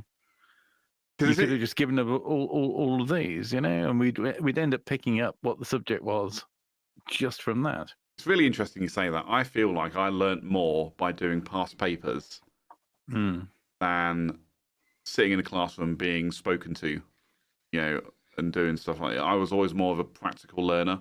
And I guess to translate that into a past paper, it's I've got a question, I think I know the answer, but actually what I'm doing is I'm going away and finding out the answer to that question. And that's what's helping me to learn it, because I have a specific goal to achieve, which is answer this question, rather than this whole, well, here's a bunch of general concepts and here's generally how things work. Oh, by the way, here's a question on this very specific example on how it works. And what I tend to find, or what I found, was I struggled in those scenarios. But if you gave me a past paper and told me to go away and research it, I'd learn a lot more, because I'd be able to. I mean, maths and physics were my things for that, and it was very much I'd have to go away to find the answer myself, then understand what I'd written down as an answer, and I learned much more doing that. Yeah. I feel anyway. There's also some kind of subliminal things going on and subconscious things happening by sitting in a classroom. I think actively I learned more by doing past papers. Yeah. I think there's you mentioned the whole work experience thing, but also Careers advice. So the careers advice at school, as I remember it, was very narrow. It was such a load of bollocks. For a start, it was. I don't really, it's as though they don't quite see why they're bothering, because you'll go to university and then worry about that. But also, the careers advice is sort of narrowed down to, okay, well, you could be a doctor. We've heard there are vets as well, or you could be a solicitor, or firefighter was mine, or just engineer. That was like a general term, engineer. Okay, what's an engineer? Engineer things. Okay. So which is it to be? Oh, great. Well, in that case, we haven't got any work experience, anything to do with any of that. But you can, go and spend a week in a factory that makes taps or something. Yeah. Well, that's helpful. That's really helpful. Thank you very much. Right. So I don't think that's particularly helpful. Mine was firefighter, and there was a large majority in my school, in my year group, who got firefighter as a career. Because at that time they were introducing the software to Right. questionnaires, answer all these questions, and there was a strong majority that received firefighter as their thing. And I think because I've heard stories like this from different age group, different age ranges, and they all kind of go, oh yeah, a lot of people had something X, and you kind of go, I wonder if there was a thing that the government was just pushing out at that point to be like, holy shit, we're running out of firefighters. So everyone here is just going to be a firefighter. Unless they come up with something very specific like engineer or marine biologist or trouser tester, whatever, they're going to be a firefighter. That's where we're going to push them. And I wonder interestingly, I tested a lot of trousers in the subsequent years since school. So although that's not something I've done as a career, it's certainly something that I've conducted as a hobby. So you could call that a hobby, an amateur passion, you might say. In fact, I've worn trousers every day since then. I have not worn trousers every day since leaving school. I can comfortably say that. Sometimes I've worn shorts. Sometimes I've worn just my underwear because I'm in a house on my own and who gives a crap. Okay, I get the underwear thing. I would say that trousers, for the purpose of what we're talking about, encompasses short trousers. Okay. Which in itself is shortened to shorts. Okay, no, good point. Yeah. Well, I was also going to say, but every day in my working life, I have worn trousers. Right. I have never worn shorts for work. Really? Really. No. Never worn shorts for work. I've always worn trousers in some fashion, whether that's smart, like suit-style trousers, or jeans, or chinos. There's always been trousers there.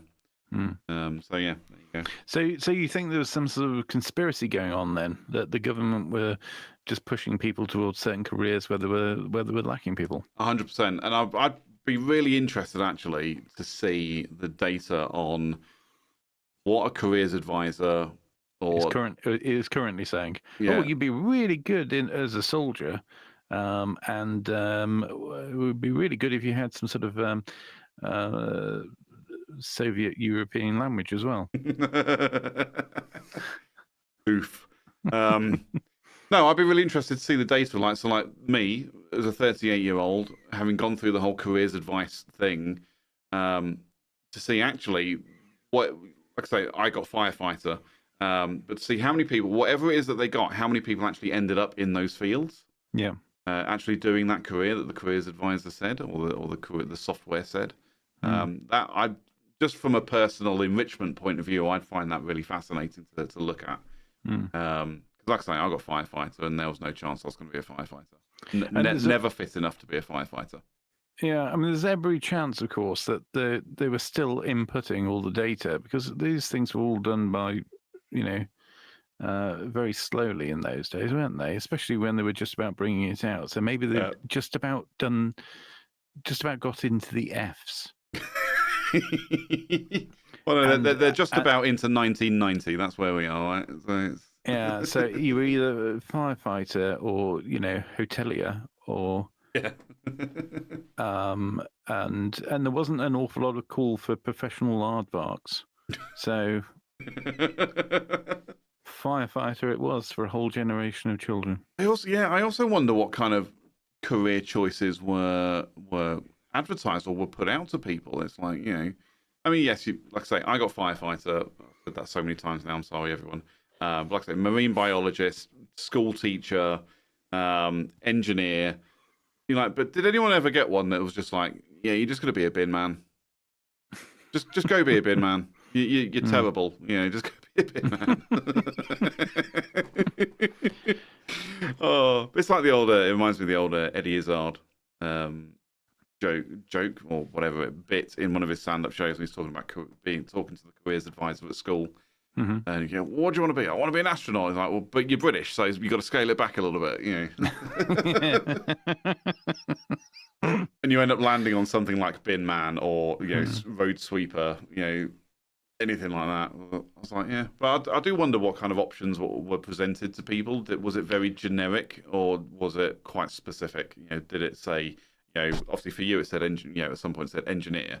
But was that then kind of narrowed down later on to say, actually, you're going to be a civil engineer, you're going to be a mechanical engineer, you're going to be an electrical engineer, that kind of thing? See, none of this was very narrowed down, and all of this was before any computer program was put together to do it. Right. But again, there was just a big book of different careers, and it was more a case of have a look through this book and see what you fancy.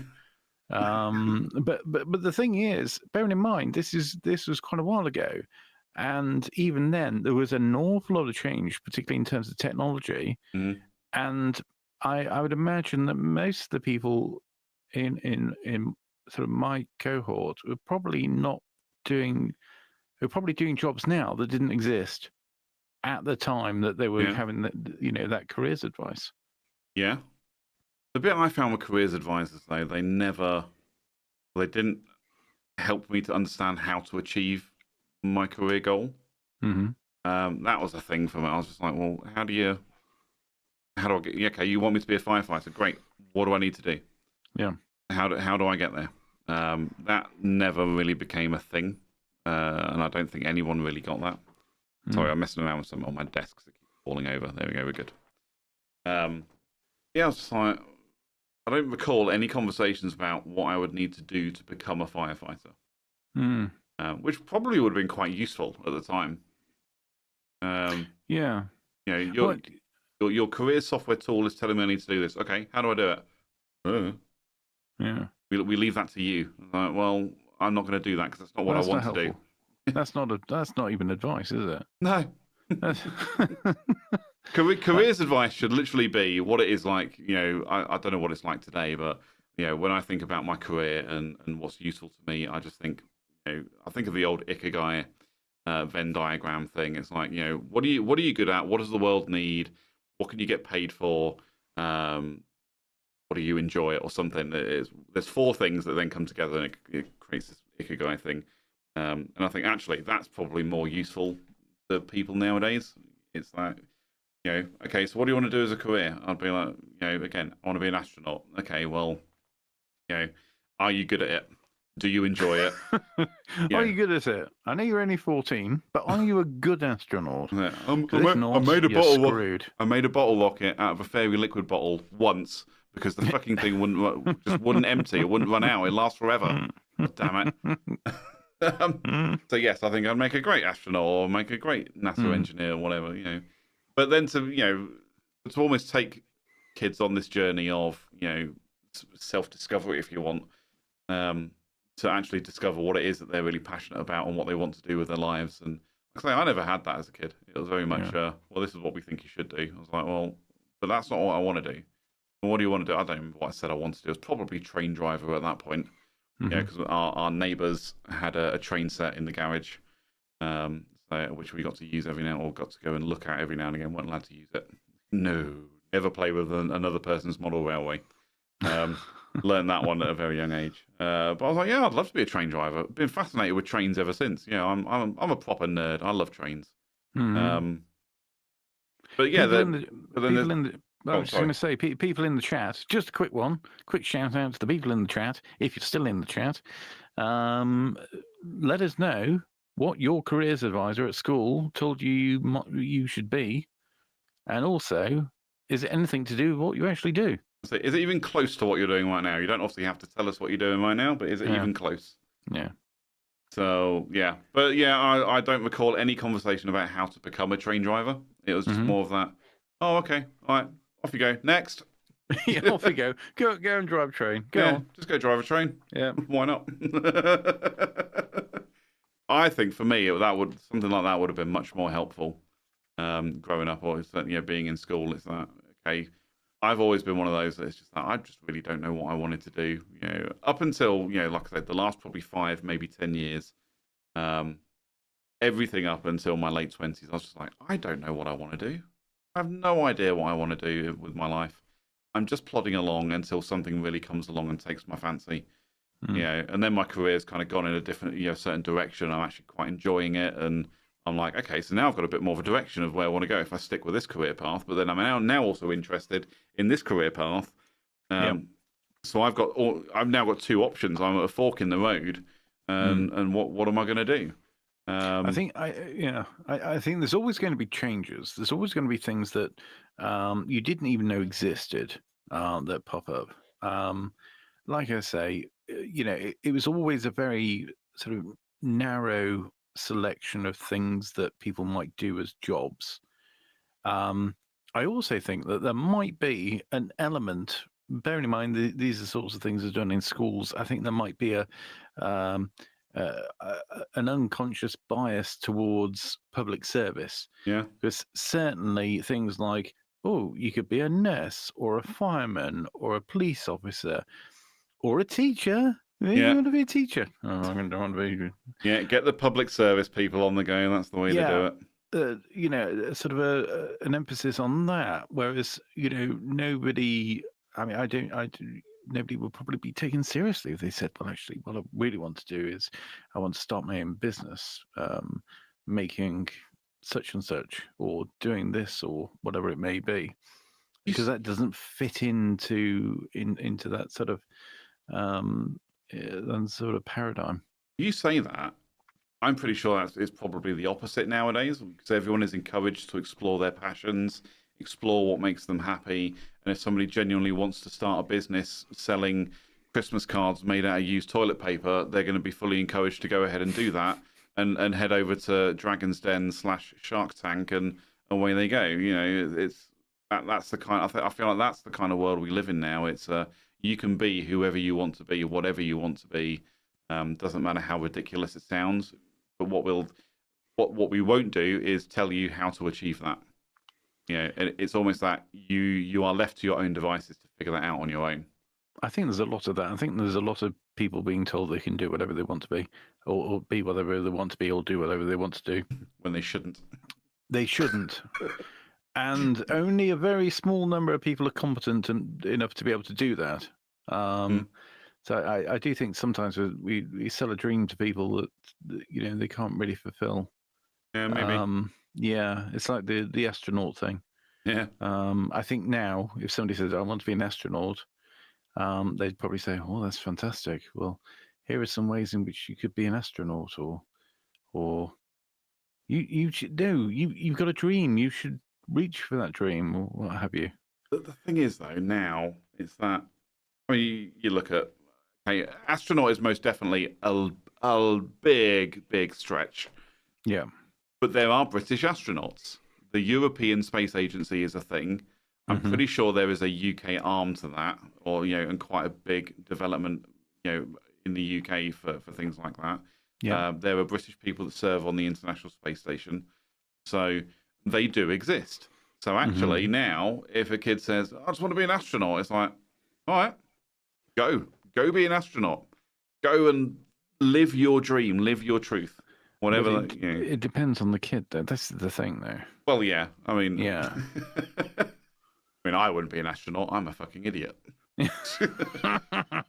I'd literally be just the class clown. Not even. No, I'd literally be the one left behind. I'd be like, okay, I'm on the International Space Station. Now what? Yeah. What does this button do? Yeah, I'd literally be like, okay, can I go home now? Yeah. I don't like the idea that when I take a shit, it has the potential to float around the place. A literal floater. But yeah, great. Yeah. Anyway, Bex has been in. Yeah. Bex got nurse, and now she teaches health and social care, which is kind of like, okay, you know what? There's a nice little synergy there. I like that. David said, well, I was advised to join the Royal Air Force as a technician, but they failed to tell me at the time that they accept people with epilepsy. But I am presently a fabrication engineer, so it was close. I mean, yeah, technician. So okay, so it's still a technical role, just not in the RAF. Yeah. Yeah, that's cool. Very cool.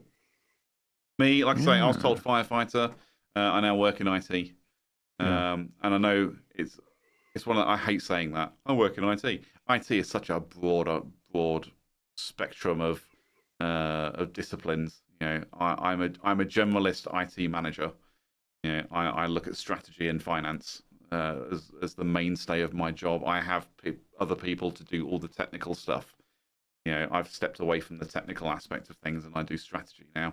So that's not even close to being a firefighter. Although actually, then again, I do spend a lot of days, you know, how a lot of people in my position describe as fighting fires, which is people with problems who won't shut the fuck up. So we describe that as firefighting, and that's basically what I do day to day, just in an IT capacity rather than an actual fire capacity. Yeah. You know, when we say something's on fire, it means something is broken and people are shouting.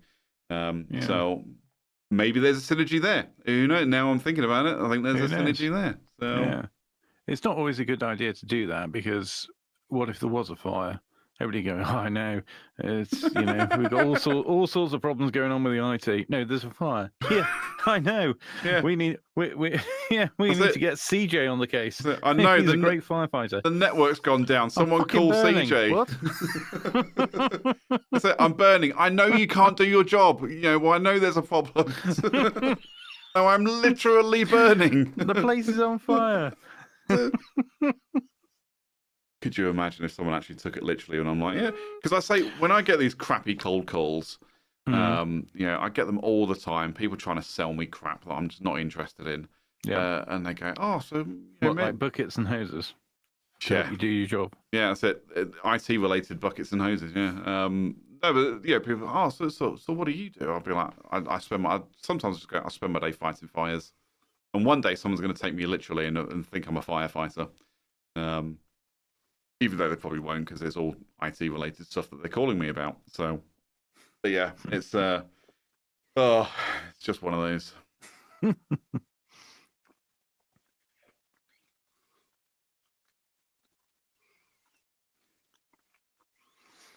Okay.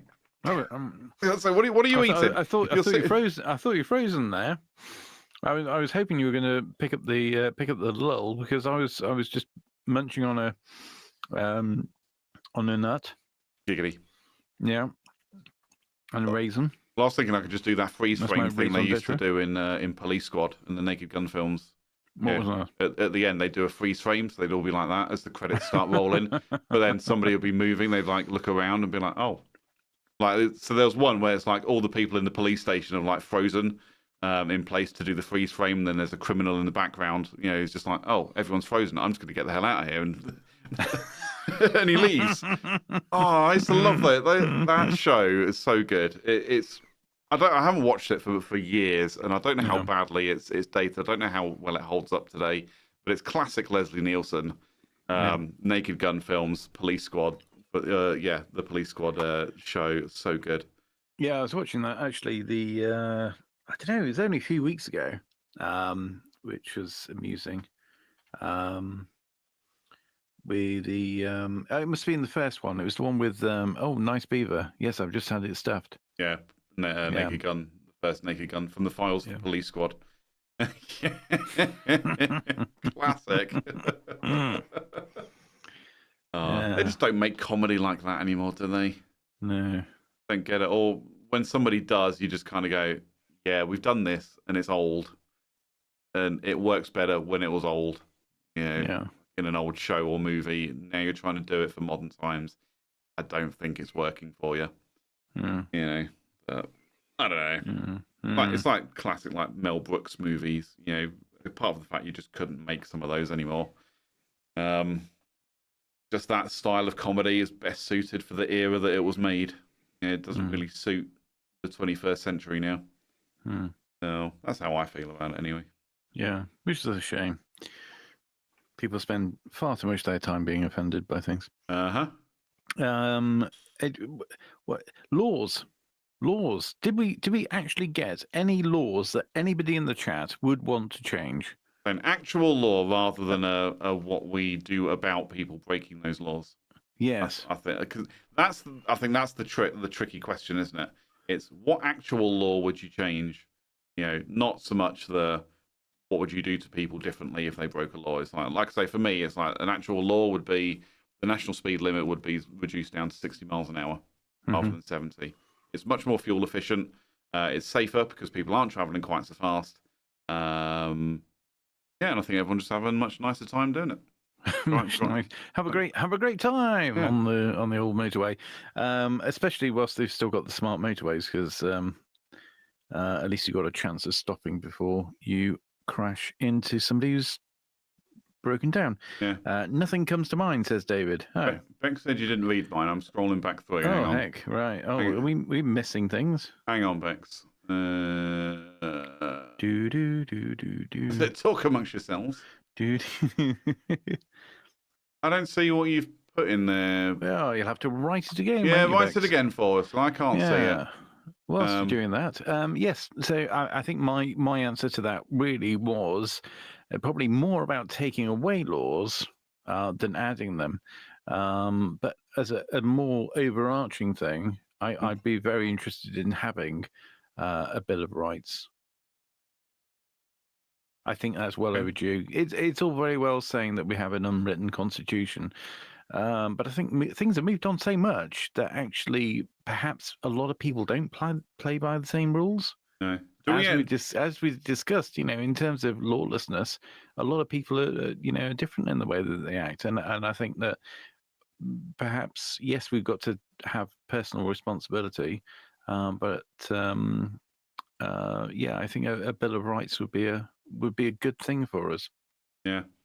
Oh, here you go. Said to reverse the decision to make education compulsory until 18. Oh, why? That's an interesting one. Because I guess you're probably Bex of the same sort of era as Ted and I, where compulsory education finished at 16 years old. And for some of the older, they could leave when they were 14, 15 if they wanted. Just went, screw this, don't need GCSEs, I'm just going to go away and be a bin man. So I'm interested to know why, because I thought it was an interesting move when that happened. Because it was obviously there to encourage, because some people did stay on until they were 18, to do the A-levels, and then maybe some of them went on to go to university. But then there was always the option to go to college and do a vocational course instead. So now the compulsory 18 is now the encouragement of you either going to stay on to do sixth form or you're going to go to college and do a vocation. So it's... Do you think perhaps in some way people are getting a bit overeducated? Because we talk about people leaving school at 16 or 18, but as you say, if you go back a generation or so, they used to leave school at 14. Yeah. Leave school at 14, going to start work, and we're talking about the boomers. Yeah. And what did they end up with? They ended up with pensions, home ownership. Yep. A comfortable life. Yeah. Probably a family. Everything you could possibly want. Yeah. Whereas actually, you look at the school leavers now, even if they're leaving at 18, what are they going into? Lifelong debt? Going to university? The thing now, not much in the way of jobs. People would leave school at 14, and then, like I say, my generation, 16, definite. I'm not sure what your generation was, Ted. Mine was definitely 16. But those were the people, the ones that absolutely left full-time education at 16. They were the unskilled labour. They're the people who started off putting tiles on roofs, moving bricks around to build houses. They're the people that started out at the bottom, and just worked themselves. And actually, I think in a lot of cases, probably the happiest people in the world. Because they're like, I've got no responsibility.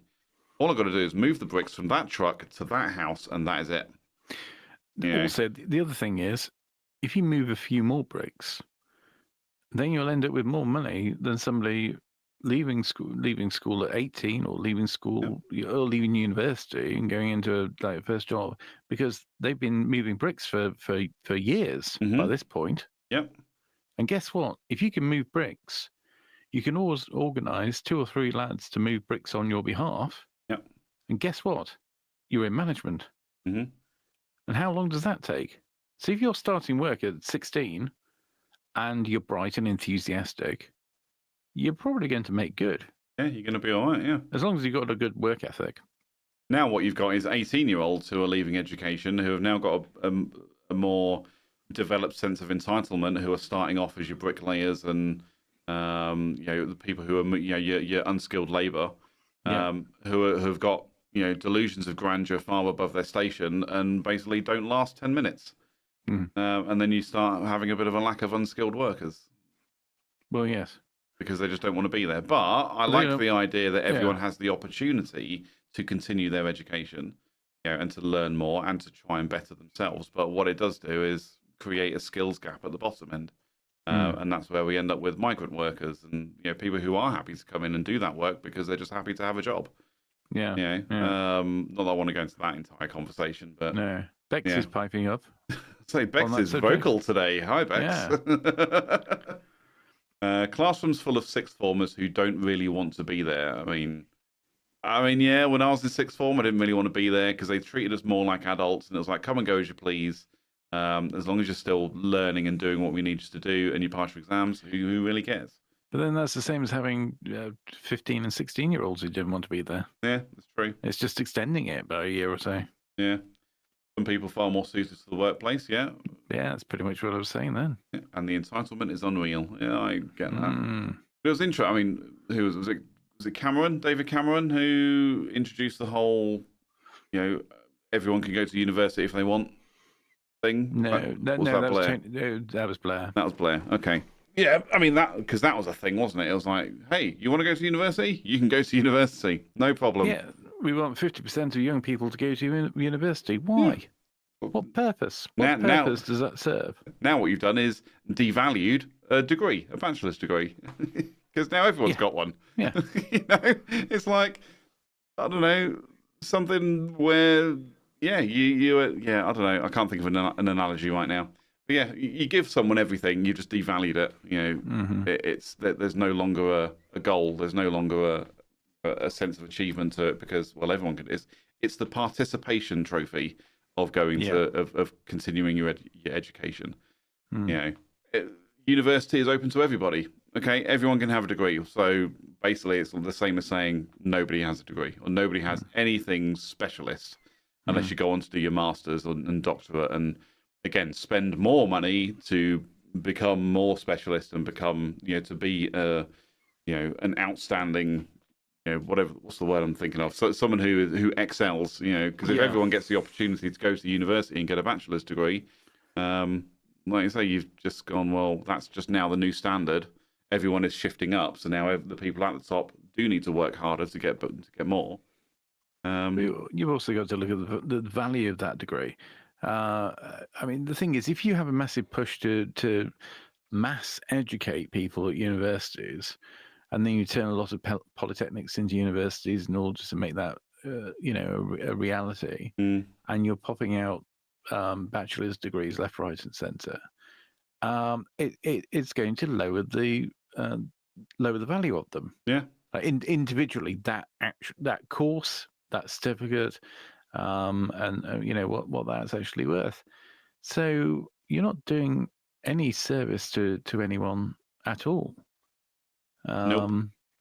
Because the thing is, there will be people who've gone to good universities, who've done good courses, who actually are of a very high standard, and they will still be at the at the top of the tree. Mm-hmm. So all the people that have gone and been sold this dream of, I'm going to go to university and have a nice picture of myself in a cap and gown. Yep. Well, the reality is, what difference does it make? They're still going to be working in the call center. You know what? And I'm so glad you said that, because it does remind me. There's a guy I used to work with, and he used to go on all the time about, oh yeah, I've got my degree in sociology or whatever the hell it was that he had. And I literally just look at him and be like, so why are you working a 16 grand a year call center job? Why are you here? Why aren't you going off doing something sociology related? It feels to me that you've just got yourself, a big chunk of student debt. Okay, you don't have to pay it off until you earn a certain amount. Yeah. But you've just got a big chunk of student debt hanging over your head, and you're doing nothing with the education that you've been given. Sounds like he studied the system and then decided to live within it at the bottom of it. Maybe. I mean, I've heard of people doing that as well. I think at the time it was £21,000 a year was the level, the barrier. And as soon as you earn more than that, you start paying your student loan back. I think it's gone up to 25 now. I think it's 25,000 a year. But it's like, I've seen, I've heard of people seen it where they'll literally just sit underneath. They'll just happily sit in their job, earning less than the amounts. They don't have to pay it back. And I'm like, why are you gaming the system? What benefit are you getting for that? Because I mean, didn't somebody work out like a comfortable living wage is about £30,000 a year or something? To live comfortably. Right. There was something that I read ages ago about 30 grand a year as a kind of a living standard. It's like, so you're not even going to make that because you're too busy trying not to pay back your student debt. And let's be honest, it's such a small amount that you pay back. But also the opportunities may not be there anyway. You say that keeping under the level, but perhaps they're always going to be under the level. They'll be under the level because what they've got is a degree in applied basket weaving and gender studies, and it's doing them no good whatsoever in their early 20s and 30s. Basket weaving. I mean, of all the courses to do, I can't. Yeah, I don't know. A degree in basket weaving, that would be incredible. I'm sure it exists. I'm sure it probably does actually somewhere. Any collection of words, just throw them together, and there'll be a course. A Bachelor of Arts in basketry. Bachelor of Farts. Bachelor of Farts. I'm there. I'm right there with you. David has said colleges are becoming more of a business, so the more students, the more money they earn. I mean, same as universities, isn't it? Yeah. And the way they earn more money and can therefore then charge more money is by having quality education. Like, say, you look at the Cambridge, Oxford, Eton, whatever the one that William went to in Scotland. Mm-hmm. Was it just Edinburgh? I think it was just Edinburgh University, wasn't it? No, he went to Cambridge. I don't know, wherever they all fucking went. There's a certain expectation of quality of education, which entices a quality of student to go there, and therefore they can start charging more money, and they make more money. It's this nice kind of secular or circular economic thing going on. Well, the thing is the cap. They're capped on how much they can charge, but they're going to charge the maximum. Yeah. But they'll charge the maximum no matter what the course and however ridiculous the course is and wherever it is. Mm-hmm. So the only thing that's then left is potentially, being selected on merit depending on the courses. But the reality is, most of it is not required, because if it was required, then you wouldn't have Tony Blair saying, right, we want to send 50% of children to university. They'd be saying, right, we want qualified engineers, and we want qualified bricklayers, and we want qualified people to do this and increase, help the infrastructure of the country and make things better. They weren't doing that. They wanted something that was entirely manufactured based on a target that came from, basically was plucked out of his arse. Yeah. And didn't bear any relationship to the rest of the world, really. Mm. What was the point? You just degraded everything. Well, that's it. You've just devalued everything, by opening it up for everybody and allowing everybody to attain it easily. Beck says, education in general is becoming a business. Schools do the same with their sixth forms. Wait, they do? Okay. I didn't know that. Again, sixth form was just an optional extra that was still all basically paid for by the government. Still state-funded education. I don't know. Is it now the same with sixth forms?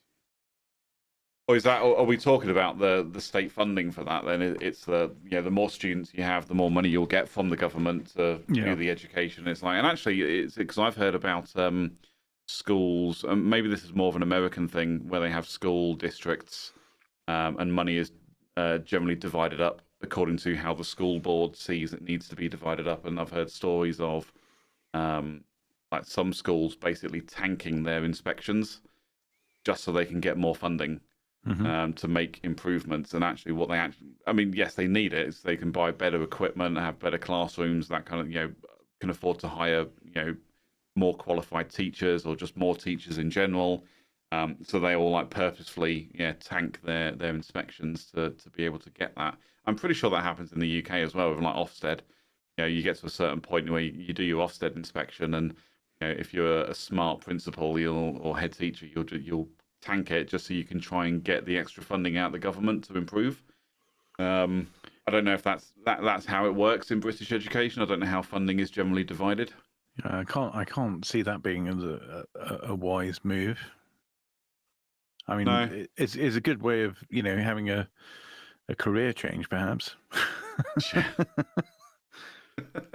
Hey, head teacher of generic school number 47, how would you like a change in career? Well, what do you mean? Well, you're a dick and you didn't do your job, so bye. See you later. You didn't follow CJ's amendments, so you're gone.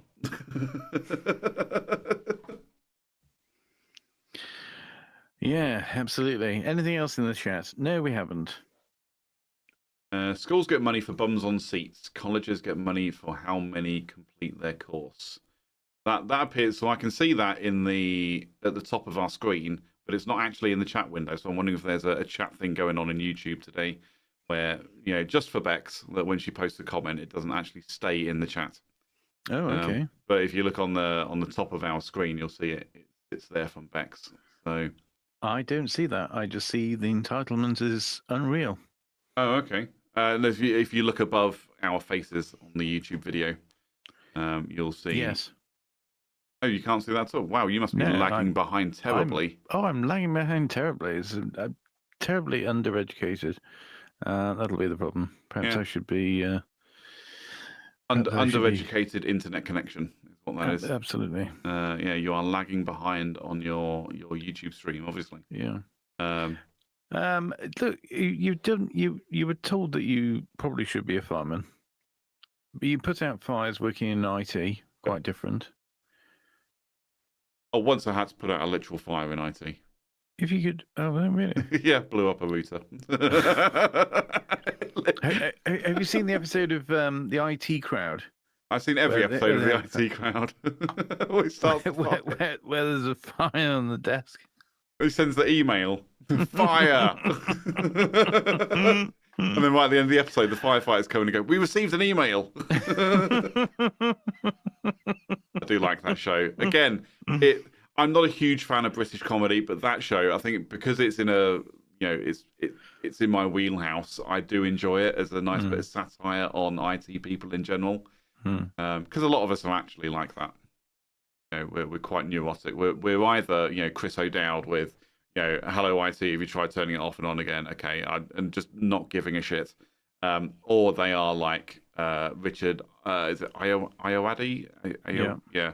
Or they're like him, and they're just completely the opposite end of the spectrum. And I guess if you were to take that character and pigeonhole them by today's standards, you'd absolutely say he's got ADHD. You'd absolutely put him in that category. And there's a lot of people in IT who are like that. I'm not saying that's not everybody, and I'm not going to say it's a majority, but there are a lot of people like that. Yeah, majority. Colleges are becoming more of a business. So the more students, the more money they earn. Yeah, you That's are where I way, like it. way behind. I'm We've way done back. that one. Oh God, You're that's old news. Okay, on your YouTube feed, on the video, if you hover your cursor over it, you should get the little red line at the bottom. Red line. Oh yes. Yeah, just drag it all the way to the right-hand side just to make sure it's actually running live, because you're about do you 10 know what? minutes Actually, behind. I pulled. No, I think of it. I did pull it back a bit at one point. There you go. Yes. Yeah. You're running about 10 minutes behind. Yes. Okay, so now that happens a lot sometimes. What happens a lot, David? I assume he's talking Where about does it happen, and who does it happen to? I'm going to assume he's talking about the comments disappearing on YouTube. I've seen it happen quite a few times on other streams and things where you'll put a comment and it just kind of doesn't post. Yeah. Or it just, YouTube just has a moment and doesn't want to post it for you. And what you tend to have to do is just post it again. Right. Yeah, there you go. Yes. Yes. Yes, indeed, David. Yeah. There you go. You're all caught up now. Thanks. You're back up to date with us. No, so anyway, I was going to ask you, you weren't a firefighter. Putting out fire, well, actually, a literal fire is kind of firefighting, but only once. Only once. Not really putting out fires. If you had your time again, what would you do? Would you be a firefighter, or would you do what you do now, or would you do something else? Knowing what I know now, I would absolutely be doing something different, and Right. I think that will probably go for most people as well. With the fields that they're in and knowing what options are available and how easy it is to attain it. Just given a bit more education in a different area or just changing focus to somewhere else. Do you think that? Sorry to interrupt, but do you think there's so much emphasis for young people on GCSEs and exams and so on and so forth that they kind of lose sight of the fact that actually they've got a long time ahead of them in which to find the thing that they want to do and how to go about doing that? Well, that's it, because there's a couple of different ways to think about that, isn't there? There is, to me, there was a lot of focus on getting your GCSEs done, and it was all about, you got to do well, you got to do this, you got to do that, without really a lot of idea of why and what the direction should be after that, or even during that. So I ended up leaving school and I've finished sixth form and just went out into the workplace. I had no idea what I wanted to do, not a clue. Started out in retail. I was stacking shelves, working the deli counter, all that kind of thing. And then I fell into IT, and actually I was doing like customer services for a banking corporation. Then I ended up in an IT company, and just went, okay, well I seem to be pretty good at this, so here we go, IT off. And that's been the career ever since. If someone gave me a bit more direction or a bit more of an idea of what was available in the world or a bit more opportunity. I mean, maybe you could also argue I should have gone out to find the opportunity, but like doing what we do here, being, a creative sort of field, I'd love to, I would have, if I could go back, 30 years, maybe not 30 years, but okay, let's say 25 years, to a point where I should be really thinking about what I want to do as a career, I would absolutely be looking at creative outlets, or, creative, vocations. I'd absolutely look at media. I'd absolutely look at design. I'd absolutely look at, but again, also looking at technology, because, all the creative stuff we do now is very technology heavy. I'm not going to say I was going to be, an artist and do this whole modern art thing where I'm just going to grab a paintbrush and start flicking it against the canvas and call it art. That's not me, but, video editing, audio engineering, graphic design, photography, and post-production work.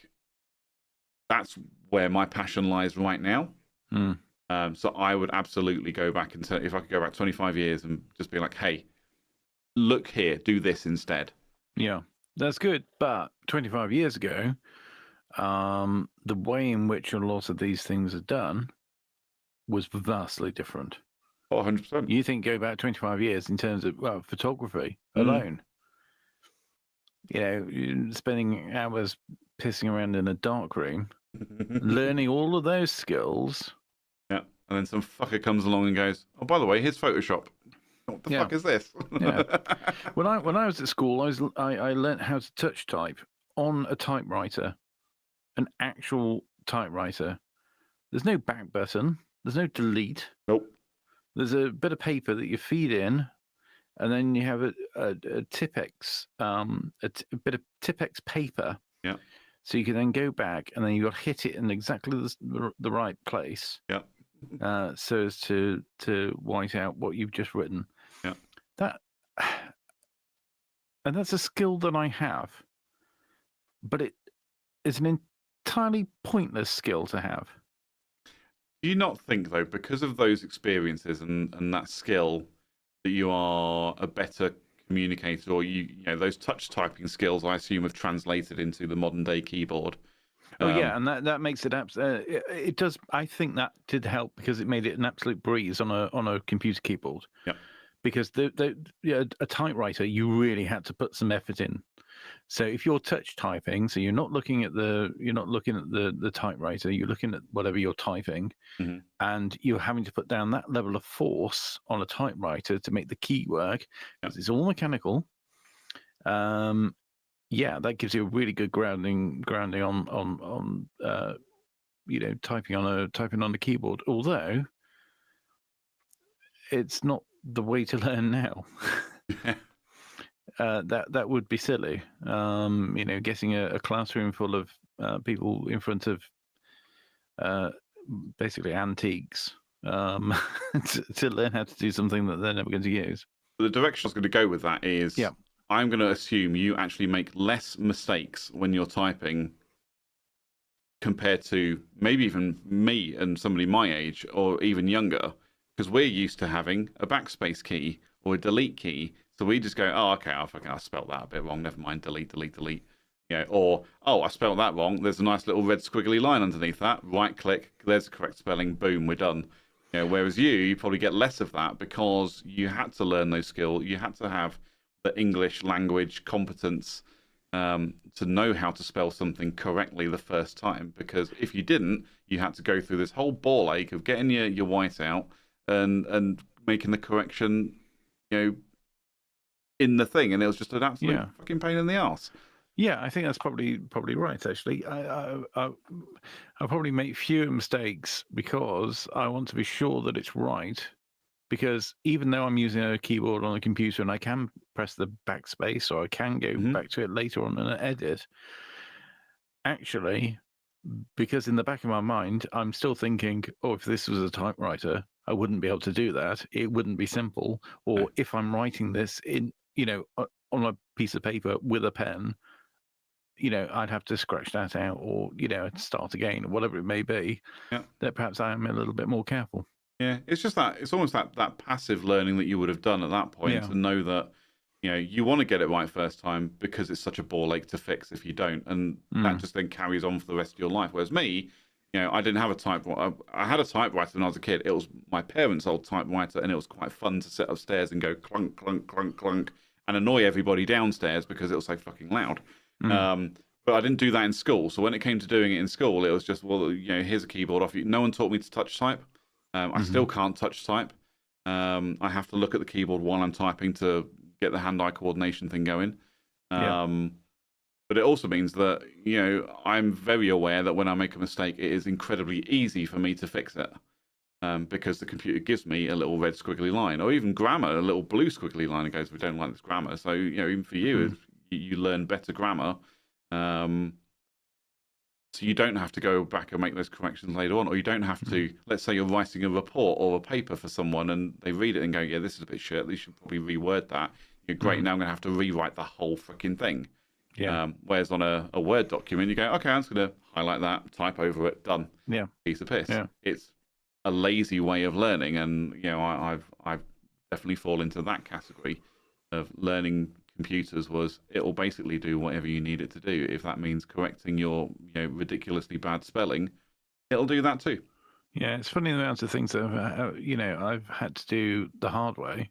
Even the most straightforward things like talking about using Tipex paper, but also you'd also get the what do you call it, the paper with the ink on it, carbon copies. Carbon, so you get the carbon paper, and then so you get two pieces of paper, then you put the carbon in between, and then feed that into there as well. and then you get little like receipt books that you write out, and it's got a little bit of carbon stuff in there as well. Yeah. God forbid if you forget to put the cardboard behind your because it'll just copy everything. That goes through. Oh, Yeah. nightmare! Yeah, absolutely.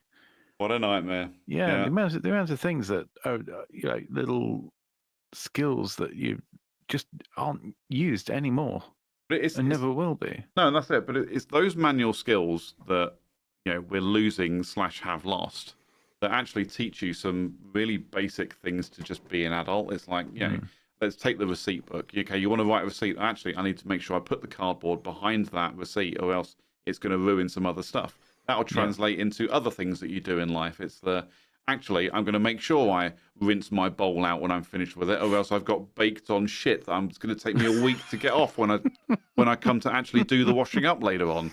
You start thinking about the little things and how it has a profound effect on what's going to happen in the future. Whereas nowadays, again, the washing up analogy for me, I don't have to rinse anything out. It goes in the fucking dishwasher. Yeah. And the dishwasher will take care of it. Oh, I better make sure that when I'm finished with my clothes, I actually fold it up neatly, because if I screw it up in a ball, no amount of washing or ironing is ever going to get rid of those creases. So I'm going to fold it up neatly, and then I'm going to wash it, and then I'm going to immediately hang it up and immediately iron it by the time I'm done.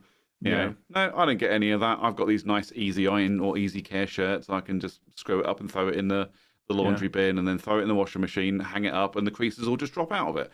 I've got it so bloody easy. At school, we learned how to do washing up. Yeah, we did. So in whatever we called it, home economics. Home economics, yeah. So I mean, obviously, this was one of the early ones. Along with making a hot milky drink, it was doing the washing up. And sorry, giggity. Hot milky drink. Sorry, I was delayed on that one. Yes, that's what she said. And then, so we learned how to wash up. Now, a lot of people perhaps did learn how to wash up and know how to wash it properly, but they do have a dishwasher. But there's always going to be the time when, even like first example off the top of my head, you go and stay in a cottage, or you actually go camping. So let's say you're going camping, and there's a couple of sinks and bits and pieces up at the, you usually get, the loos, the showers, the sinks and things like that. Yep. So you go on a camping holiday, and instead of being, a complete idiot and not knowing what to do and how to keep things clean, and being able to, sort out your camp, and so you don't get, badgers turning up in the middle of the night and eating half your tent because you've got food stains and things, bits of food in stocks of stuff. You can actually go and do the washing up, even though you don't need that skill at home. It's still a useful thing to have. Yeah. And it sounds like a basic thing, but actually, when you talk, when you think about perhaps some of the younger generation, not all of them, I don't want to tar everybody with the same brush, but particularly these sorts of people who, are being described as, being very entitled.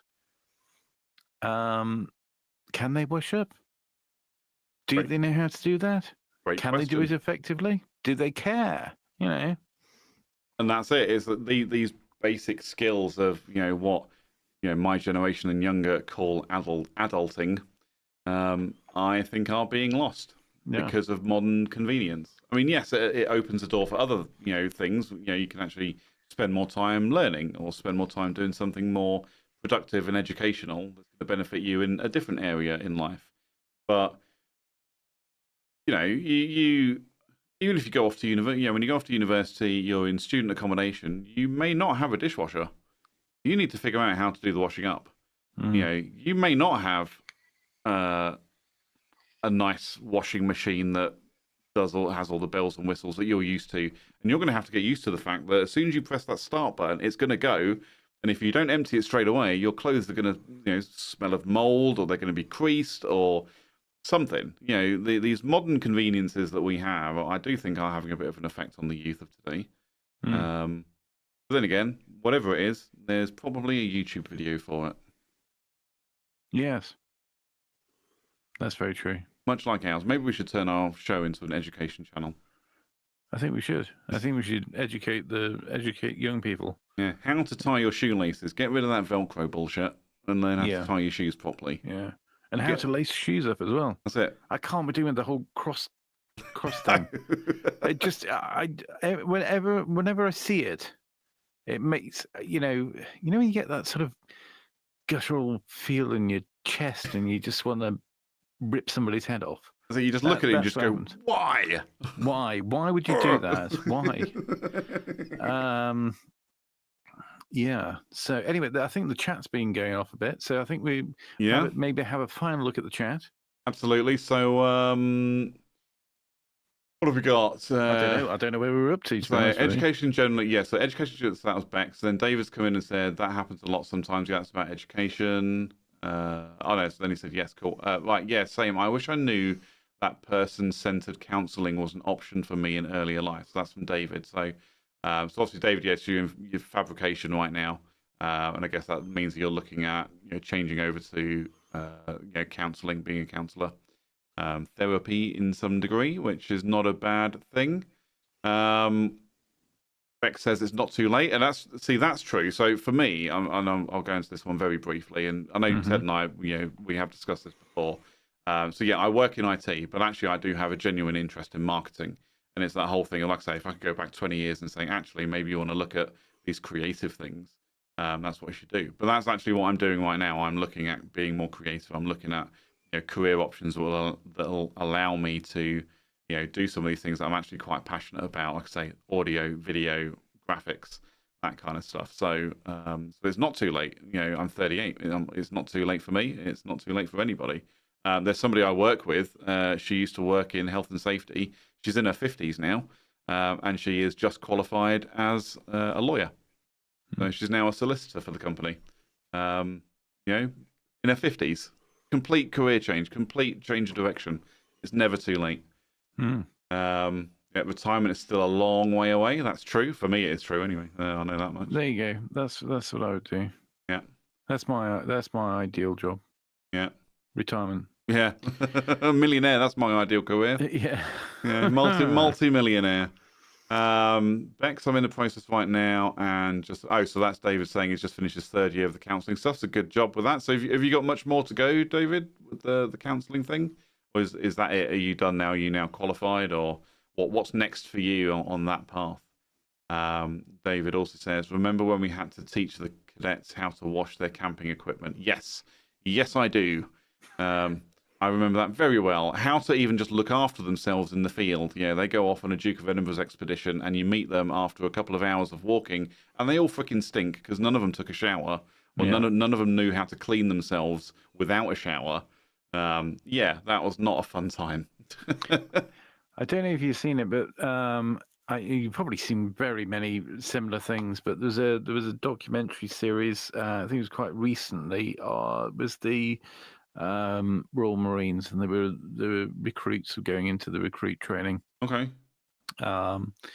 And practically almost lesson one, they were all led into the shower block and told how to take a shower. Yeah, how to wash yourself. How to wash yourself, and with a demonstration. So demonstrate, and then you follow it, because unbelievably, of course, some will not know how to shower properly. No, they're all there with their loofahs and their fancy shower gels and all that stuff. That's what they're used to, Yeah.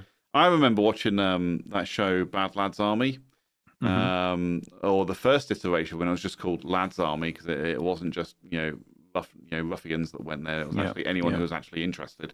And like you said, lesson one when they went in was a fully undressed demonstration of how to shower with limited resources. So you've got your bar of soap and your towel, and that's it. You don't even have a flannel or anything like that. And you're sitting there going, so you get the corner of the towel, you make that wet, rub your soap on it, and that's what you use to clean everything with. And then you use the dry part of the towel to dry yourself off at the end. And it was literally, and it was televised as well. This guy who's got on freaking stark bollock naked on TV to demonstrate how to take a shower. I'm just like, that's fucking hardcore. That's hardcore. That's like you say, that's what they got to do nowadays. It's like I feel like the military does have a tough job on its hands, and even just teaching kids how not to rely on their mobile phone.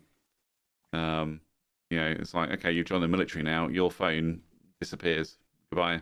You can obviously use it in the evening. You can talk to your friends and what have you, and talk to your family. But while you're here and you're working, your phone stays in your locker. I don't know how some of them survive personally without posting everything to TikTok and FaceTube and all that stuff. So, right, what have we got? David says 2 years to go. Nice. 2 years to go. Ah. 5-year course, 2 years to go. Nice. Ted versus Bear? ? From Bex. Context, please. The context of this will be our conversation about the man versus bear. Oh, the one we had a couple of weeks ago. Yes, that's right. I had no idea about. Yeah, Ted versus bear. What is I don't know. Which is a career choice? It's a career choice. I'd be the bear, thanks. Yeah, I never thought that actually. I never thought that being a bear was a career opportunity that was open to me. Who knows? Perhaps if I'd studied a little bit harder at Bear University. I feel like we have enough, facial hair, that maybe pass as being a bear if we let it grow long enough. Either that, or we'll just look like a freaking Wookiee or cousin it from Adam's Family. Yeah. Anyway, I can't bear it. God, get out! Just get your coat and fuck off. Oh, hang on, she's giving us some context now. Oh, that was when you said you want to rip someone's head off. Yes, we were talking about things making us mad. I was saying that figuratively, of course. But no, what was that to do with? Oh, lacing shoes. Yeah. Yeah.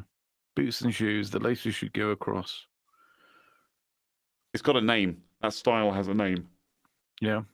But I don't know what it is. Name? I don't know. I was hoping you might know. You are generally probably better informed in that kind of area than I am. Well, nothing if not informative, and we're not even that. Yeah. So We'll just call the proper way where it goes across, and then we'll call that British, and then we'll call the crisscross nonsense European. Yeah. Just fuck them. I don't mean that, Europe. I'm sorry. I did vote to remain on this. Okay. And there we go. That feels like a good jumping off point for everybody. It does indeed. And on that, oh yes, right, okay. So, if you want to keep, see, now we talk about not scripting shit. This bit, you need a script. Every week, you need a script. Oh yes, what am I doing? What's my name? Yeah.